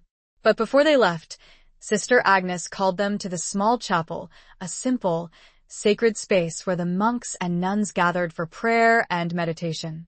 She led them to the altar, where a single candle flickered, casting a warm, golden glow. "Before you go," she said, her voice soft, but filled with a solemn authority, "I want to offer you a blessing. A blessing of protection, a blessing of strength, a blessing of hope." She raised her hands, her eyes closed, and began to chant, her voice echoing through the chapel, the ancient words resonating with power and meaning. She prayed for their safety, for their courage, for their success in their quest for justice. As she chanted, Beatrice felt a sense of peace settle over her, a sense of calm in the midst of the storm. She looked at Geoffrey, his face illuminated by the candlelight, his eyes filled with a quiet determination. She knew that they would face whatever came their way, together. When Sister Agnes had finished her blessing, she turned to them, her eyes filled with compassion. "Go now," she said, "and may the gods be with you." They left the chapel, their hearts filled with a renewed sense of purpose, a strengthened resolve. They were no longer just running, they were fighting. They were fighting for justice, for truth, for redemption. As they prepared to leave the monastery, Geoffrey turned to Beatrice, his gaze intense, his voice filled with a solemn vow. "My lady," he said, "I know we face great danger. I know that Alaric will stop at nothing to silence us. But I promise you this, I will not let him harm you. I will protect you, with my life if necessary." Beatrice's eyes filled with tears. She knew that he meant it, that he would lay down his life for her. She had never known such loyalty, such devotion, such love. "And you, Sir Geoffrey," she replied, her voice trembling slightly, her heart overflowing with love. "I will stand by you no matter what. We will face this together." They did not speak the words of marriage, the formal vows that would bind them together in the eyes of the church and the law. But they made an unspoken vow, a vow of love, of loyalty, of commitment, a vow that was stronger, more enduring, than any formal ceremony. They left the monastery under the cover of darkness, disappearing into the mountains, leaving behind the sanctuary that had sheltered them, venturing into the unknown, their fate uncertain. They were alone, hunted, facing impossible odds. But they were together, and that, they knew, was all that mattered. The mountains stretched before them, silent. Chapter 17. The Lion and the Wolf. The escape from the monastery was swift and silent, a desperate flight into the unforgiving wilderness. Geoffrey, with his knowledge of the mountains and his skills as a tracker, led Beatrice through treacherous passes and hidden trails, always watchful, always alert for any sign of pursuit. They traveled for days, pushing themselves to their limits, their bodies aching, their spirits weary. They slept in caves and under the shelter of trees, sharing their meager rations, drawing strength from each other's presence. The fear of Alaric's men was a constant companion, a shadow that followed them, a threat that hung over them. But they were not just running, they were planning. They knew that they could not keep running forever, that they had to find a way to confront Alaric, to expose his treachery, to reclaim Geoffrey's honor. "We need allies," Beatrice said one evening, as they huddled around a small fire, their faces illuminated by the flickering flames. "We need someone powerful enough to stand up to Alaric, someone who will believe our story, someone who will help us bring him to justice." Geoffrey nodded, his brow furrowed, his eyes thoughtful. "Lady Alara was our best hope," he said, "but she cannot help us now. She is too exposed, too vulnerable to Alaric's influence." They discussed various options, weighing the risks and benefits of each. They considered seeking out other noble families, but they knew that Alaric had many allies, that many lords would be reluctant to challenge him, to risk their own positions and power.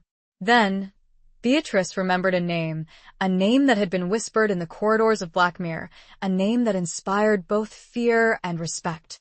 Lord Gareth of the Western Marches, known as the Lion of the West. "Lord Gareth," she said, her voice filled with a flicker of hope.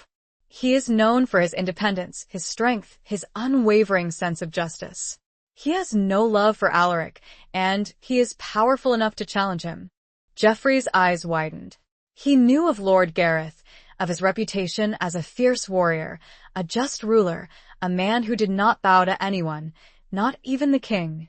"He is a formidable man," Geoffrey said, "and a dangerous one.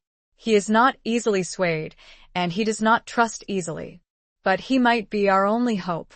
They decided to seek out Lord Gareth, to travel to the Western Marches, to present their case to him, to plead for his help. It was a long and perilous journey, but they had no other choice. As they traveled, they continued to hone their skills, to prepare for the inevitable confrontation with Alaric. Geoffrey practiced his swordsmanship, his movements fluid and graceful, his strikes powerful and precise. Beatrice practiced her archery, using a bow and arrows Geoffrey had crafted for her, her aim becoming steadier, her shots more accurate. They also practiced their story, rehearsing the details of Geoffrey's betrayal, of Alaric's treachery, of Thomas's letter, the key piece of evidence that would prove their case. One evening, as they were camped near a rushing river, Geoffrey turned to Beatrice, his gaze intense, his voice filled with a mixture of love and determination. "My lady," he said, "when this is over, when we have cleared my name, when we have brought Alaric to justice, will you marry me?" Beatrice's heart skipped a beat. She had dreamed of this moment, of hearing those words from him, of becoming his wife. But she had also feared that it might never happen, that their circumstances, their quest for justice, would keep them apart. "Yes, Sir Geoffrey," she replied, her voice trembling slightly, her eyes shining with tears of joy. "I will marry you. I will be your wife." He took her in his arms, holding her close, their bodies pressed together, their hearts beating as one. They kissed, a long, passionate kiss, a seal of their love, a promise of their future together. But their moment of happiness was short-lived. As they broke apart, they heard a sound, a rustling in the bushes, a snapping of twigs. They were not alone. Geoffrey drew his sword, his body tense, his eyes scanning the darkness. Beatrice reached for her bow, her heart pounding with fear. Out of the shadows emerged a group of men, armed with swords and bows, their faces grim, their eyes menacing. They were Alaric's men. They had found them. The leader of the men stepped forward, a cruel smile on his face. "Well, well," he said, his voice dripping with sarcasm. "Look what we have here. The fallen knight and his runaway lady. Lord Alaric will be pleased." Geoffrey stood between Beatrice and the men, his sword raised, his body a shield. "You will not touch her," he said, his voice cold, his eyes blazing with fury. The clash was inevitable. The lion and the wolf, finally face to face, their destinies intertwined, their fates hanging in the balance. The storm would hit soon. Chapter 18. A Dance of Deceit. The fight was swift and brutal, a whirlwind of steel and fury.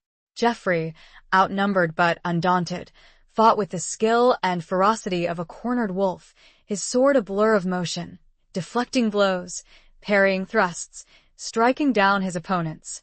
He was a force of nature, a warrior in his element, protecting the woman he loved. Beatrice, though less experienced in combat, fought with courage and determination, her arrows finding their marks, her movements surprisingly agile.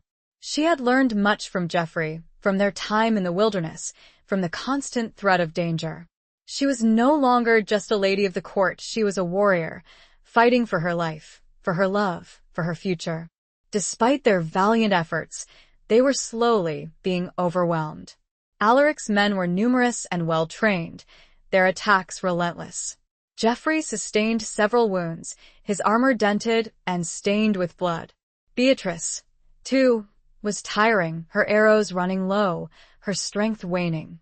Just as it seemed that all hope was lost, a new sound pierced the din of battle. The sound of hooves, of charging horses, of war cries. A group of riders, clad in armor bearing the crest of a lion, burst into the clearing, their swords raised, their faces grim. Lord Gareth's men had arrived. The tide of the battle turned swiftly. Alaric's men, caught by surprise, were quickly routed, their ranks broken, their courage failing.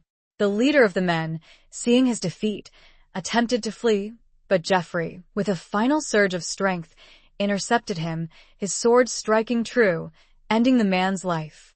The fighting ceased, the clearing silence save for the groans of the wounded and the heavy breathing of the exhausted combatants. Geoffrey, leaning heavily on his sword, his body battered and bruised, looked up at the leader of the newly arrived riders, a tall, imposing man with a stern face and piercing blue eyes. Lord Gareth. Gareth dismounted, his gaze sweeping over the scene, taking in the carnage, assessing the situation. He approached Geoffrey, his eyes studying him intently. "You are Sir Geoffrey de Moray," he said, his voice deep and resonant, his tone neutral. Geoffrey nodded, his strength failing, his vision blurring. "I am," he replied, his voice barely a whisper. "And this is Lady Beatrice of Blackmere." Gareth continued, his gaze shifting to Beatrice, who stood beside Geoffrey, her bow still in her hand, her face pale but resolute. "Yes," Geoffrey replied. "We seek your protection, your help." Gareth remained silent for a moment, his eyes searching theirs, as if trying to gauge their truthfulness, their trustworthiness. Then he spoke. "I have heard of your plight," he said, "of your accusations against Lord Alaric, of your quest for justice." He paused, his gaze hardening. "I do not trust easily," he said, "and I do not offer my protection lightly. But I believe you." Relief washed over Geoffrey and Beatrice, a wave of gratitude and hope. They had found an ally, a powerful ally, a man who could help them challenge Alaric, who could help them reclaim their lives. Gareth ordered his men to tend to the wounded, to bury the dead, to secure the area. He then invited Geoffrey and Beatrice to accompany him back to his stronghold, to the heart of the Western Marches, where they would be safe, where they could plan their next move. As they rode towards Gareth's castle, Beatrice couldn't shake the feeling that they were being watched, that Alaric's spies were still out there, lurking in the shadows, waiting for an opportunity to strike. She knew that the battle was far from over, that they had merely won a temporary reprieve. And she was right. As they approached the castle gates, a lone figure emerged from the shadows, a figure cloaked and hooded, a figure that sent a shiver of dread down Beatrice's spine. It was a woman, her face hidden in the shadows of her hood. She stepped forward, blocking their path, her voice cold and menacing. "You may have fooled Lord Gareth," she said, her voice dripping with venom. "But you will not fool me. I know who you are. I know what you have done." She reached into her cloak, her hand emerging with a small, ornate box. She opened the box, revealing a vial filled with a dark, viscous liquid. "This," she said, her voice hissing like a snake, "is a gift from Lord Alaric. A gift for the runaway lady. A gift of oblivion." It was poison, and as Beatrice stared, frozen in terror, the woman lunged, aiming the vial at her face. It was a dance of deceit, a ballet of betrayal, and Beatrice was caught in the center. The storm had begun. Chapter 19. The Dawn of Reckoning. Time seemed to slow to a crawl as the cloaked woman lunged, the vial of poison glinting in the fading light. Beatrice, frozen in terror, could only watch as the deadly liquid arced towards her, a harbinger of oblivion. But before the poison could reach its target, Geoffrey moved with lightning speed, interposing himself between Beatrice and the attacker, his arm deflecting the vial, sending the dark liquid splashing harmlessly onto the ground. The woman, enraged by his interference, drew a dagger from her cloak, her eyes blazing with fury. She attacked Geoffrey, her movements swift and deadly, her blade aimed at his heart. Geoffrey, still weakened from the previous battle, struggled to defend himself. He parried her blows, his sword clashing against her dagger, but he was losing ground, his strength failing. Beatrice, seeing Geoffrey in danger, reacted instinctively. She drew her own dagger, the one she had carried hidden beneath her cloak, the one she had used to defend herself against the bandits. She charged at the woman, her heart pounding with fear and adrenaline, her movements fueled by a desperate courage. She stabbed the woman in the arm, forcing her to drop the dagger. The woman cried out in pain, clutching her wounded arm, her eyes filled with surprise and hatred. Lord Gareth's men, alerted by the commotion, rushed forward, surrounding the woman, their swords drawn, their faces grim. Gareth himself dismounted, his expression thunderous. "Who are you?" he demanded, his voice booming, his eyes fixed on the woman. "And who sent you?" The woman, realizing she was captured, her mission failed, spat on the ground, her eyes filled with defiance. "I will tell you nothing," she hissed. "You will never break me." Gareth, however, was not intimidated. He knew how to deal with such stubbornness, such loyalty to a corrupt cause. "Take her away," he ordered his men. "Imprison her. We'll find out who she is and who she works for in time." The men dragged the woman away, her struggles futile, her curses echoing through the courtyard. Gareth turned to Geoffrey and Beatrice, his expression softening slightly. "Are you both all right?" he asked, his voice filled with concern. "I am unharmed," Beatrice replied, her voice trembling slightly, her body still shaking from the adrenaline. "Thanks to Geoffrey. He saved my life." Geoffrey, leaning heavily on his sword, his face pale and drawn, managed a weak smile. "It was nothing, my lady," he said, his voice hoarse. "I would do anything for you." Gareth, seeing Geoffrey's condition, ordered his men to tend to his wounds, to bring him inside the castle, to give him rest and care. He then turned to Beatrice, his eyes filled with a mixture of admiration and concern. "You are a brave woman, Lady Beatrice," he said. "You fought well. You saved your beloved's life." Beatrice blushed, her heart filled with a mixture of pride and gratitude. She had proven herself, not just as a lady of the court, but as a warrior, as a protector, as a woman worthy of Geoffrey's love. They were escorted into the castle, a massive fortress of stone and steel, a symbol of Gareth's power and independence. They were given comfortable chambers, food and drink, and medical attention. Geoffrey's wounds were cleaned and bandaged, and he was given a potion to help him sleep, to ease his pain. As Beatrice sat by his bedside, watching him sleep, she thought about the events of the day, of the close call, of the woman's attempt on her life. She knew that Alaric would not give up, that he would continue to send his assassins, his spies, his forces against them. But she was no longer afraid. She had Geoffrey by her side, she had Lord Gareth's protection, and she had a renewed sense of purpose, a burning desire for justice. The next morning, Gareth summoned them to his war room, a large chamber filled with maps, weapons, and armor, a place where strategies were devised, where battles were planned. "We have interrogated the woman," Gareth said, his voice grim. "She confessed. She was sent by Alaric. He knows you are here. He knows you are seeking my help." "What will we do?" Beatrice asked, her voice filled with concern. "We will fight," Gareth replied, his voice firm, his eyes blazing with determination. "We will confront Alaric. We will expose his treachery. We will bring him to justice." He outlined his plan, a bold and daring one, but one that had a chance of success. They would gather their forces, march on Alaric's stronghold, challenge him to a trial by combat, a traditional method of settling disputes, a method that Alaric, with his pride and arrogance, would not be able to refuse. Geoffrey, despite his injuries, insisted on participating in the battle, on leading the charge against Alaric. He would not stand idly by while others fought for his honor, for his life. The dawn of reckoning had arrived. The final battle was about to begin. A storm was coming to Blackmere. Chapter 20. The Winter Lord's Embrace. The march to Blackmere was a somber affair, an army united under a banner of justice, their hearts heavy with the weight of the impending battle. Geoffrey, though still recovering from his wounds, rode at the head of the column alongside Lord Gareth, his presence a beacon of hope and determination for the men.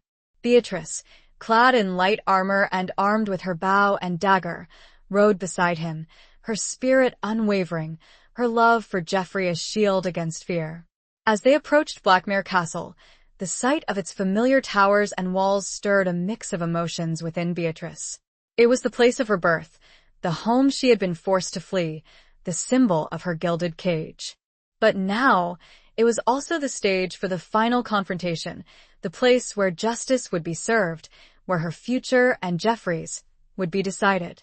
Alaric, anticipating their arrival, had assembled his own forces, a formidable army that outnumbered Gareth's. He stood on the battlements, his face a mask of arrogance and defiance, his eyes fixed on Geoffrey, his hated rival, the man he had tried to destroy. As the two armies faced each other, the silence was deafening, the tension palpable. The fate of Blackmere, the fate of Geoffrey and Beatrice, hung in the balance. Lord Gareth, following the traditions of trial by combat, rode forward, issuing his challenge to Alaric. "Lord Alaric of Northwood," he boomed, his voice echoing across the field, "I accuse you of treason, of perjury, of attempted murder. I challenge you to a trial by combat. Let the gods decide the truth." Alaric, his pride stung by the public accusation, his arrogance fueled by his belief in his own invincibility, accepted the challenge. "I accept your challenge, Lord Gareth," he sneered. "And I will crush you and your pathetic champion, like the insects you are." The rules of the trial by combat were simple. Geoffrey, as the accused, would face Alaric, the accuser. The battle would be to the death, or until one of the combatants yielded. The victor would be declared innocent, the loser guilty. As Geoffrey prepared for the battle, Beatrice approached him, her eyes filled with a mixture of fear and love. "Be careful, my love," she said, her voice trembling slightly. "I cannot bear to lose you."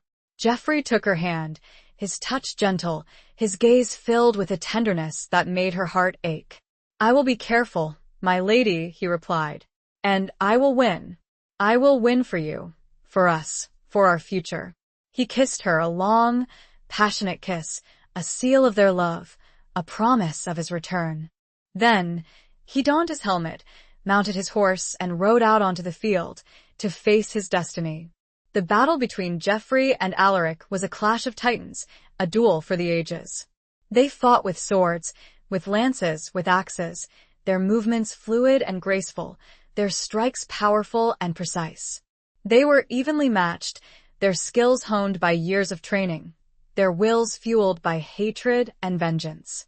Alaric, driven by his ambition and his arrogance, fought with a reckless fury, his attacks relentless, his blows aimed to kill.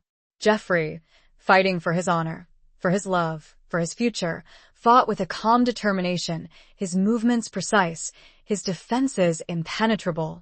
As the battle raged, the onlookers watched in breathless anticipation, their hearts pounding with a mixture of fear and excitement.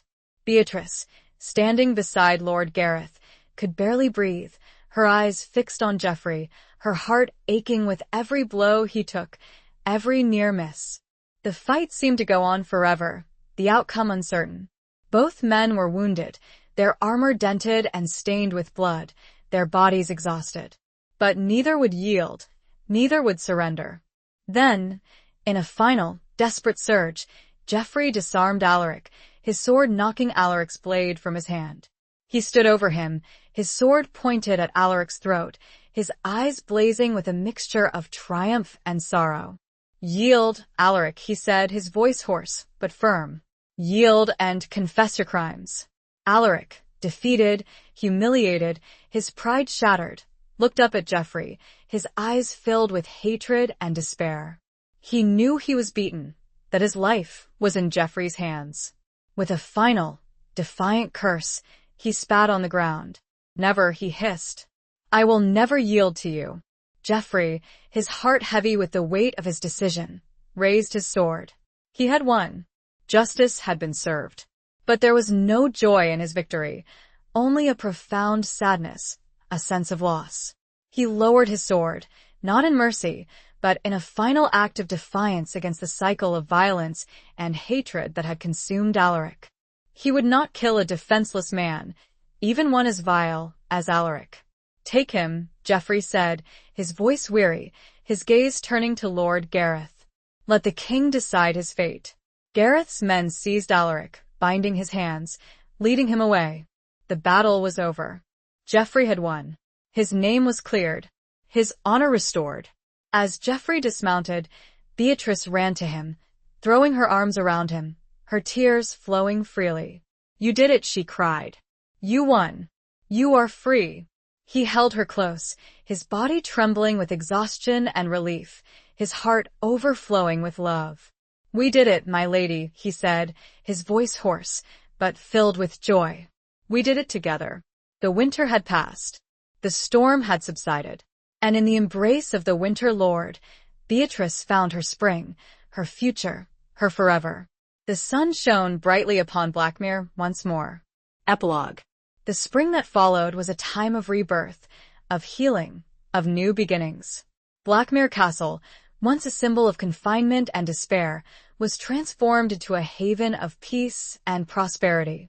Geoffrey, his name cleared, his honor restored, was reinstated as Lord of Moray, but he chose to reside at Blackmere, alongside his beloved Beatrice. Their wedding was a grand affair, celebrated by the entire region, a testament to their love, their courage, their triumph over adversity. Lady Alara, representing the king, attended the ceremony, offering her blessings and a royal pardon for Geoffrey, officially recognizing his innocence and restoring his titles and lands. Lord Gareth, the Lion of the West, also attended, his presence a symbol of his support and respect for the couple who had faced such daunting odds and emerged victorious. He had become a trusted friend and ally, a steadfast supporter of their cause. Alaric, stripped of his titles and lands, was banished from the realm, his fate a warning to those who would betray their oaths, who would abuse their power, who would succumb to the darkness of ambition and greed. His name became synonymous with treachery and disgrace, a cautionary tale whispered in the corridors of power. Geoffrey and Beatrice ruled Blackmere with wisdom and compassion, their reign marked by justice and fairness. They rebuilt the castle, restoring its former glory, transforming it into a place of warmth and welcome. They fostered trade, encouraged agriculture, and supported the arts, creating a thriving community where all could prosper. They never forgot the lessons they had learned, the hardships they had endured, the sacrifices they had made. They remained true to the unspoken vow they had made to each other, a vow of love, of loyalty, of commitment, a vow that had sustained them through the darkest of times. They had children, a son and a daughter, who inherited their parents' strength, their courage, and their unwavering sense of justice. The line of Blackmere, once tainted by treachery and betrayal, was renewed, strengthened, imbued with a new spirit of hope and integrity. Years passed, and Geoffrey and Beatrice grew old together, their love deepening with each passing season, their bond unbreakable, their story a legend whispered throughout the land. The tale of the runaway lady and the fallen knight, of their quest for justice, of their triumph over adversity, of their enduring love, became a ballad sung by minstrels, a story told by firesides, a testament to the power of hope, the resilience of the human spirit, and the enduring strength of true love. And as the sun set on their long and fulfilling lives, they looked back with gratitude and contentment, knowing Th.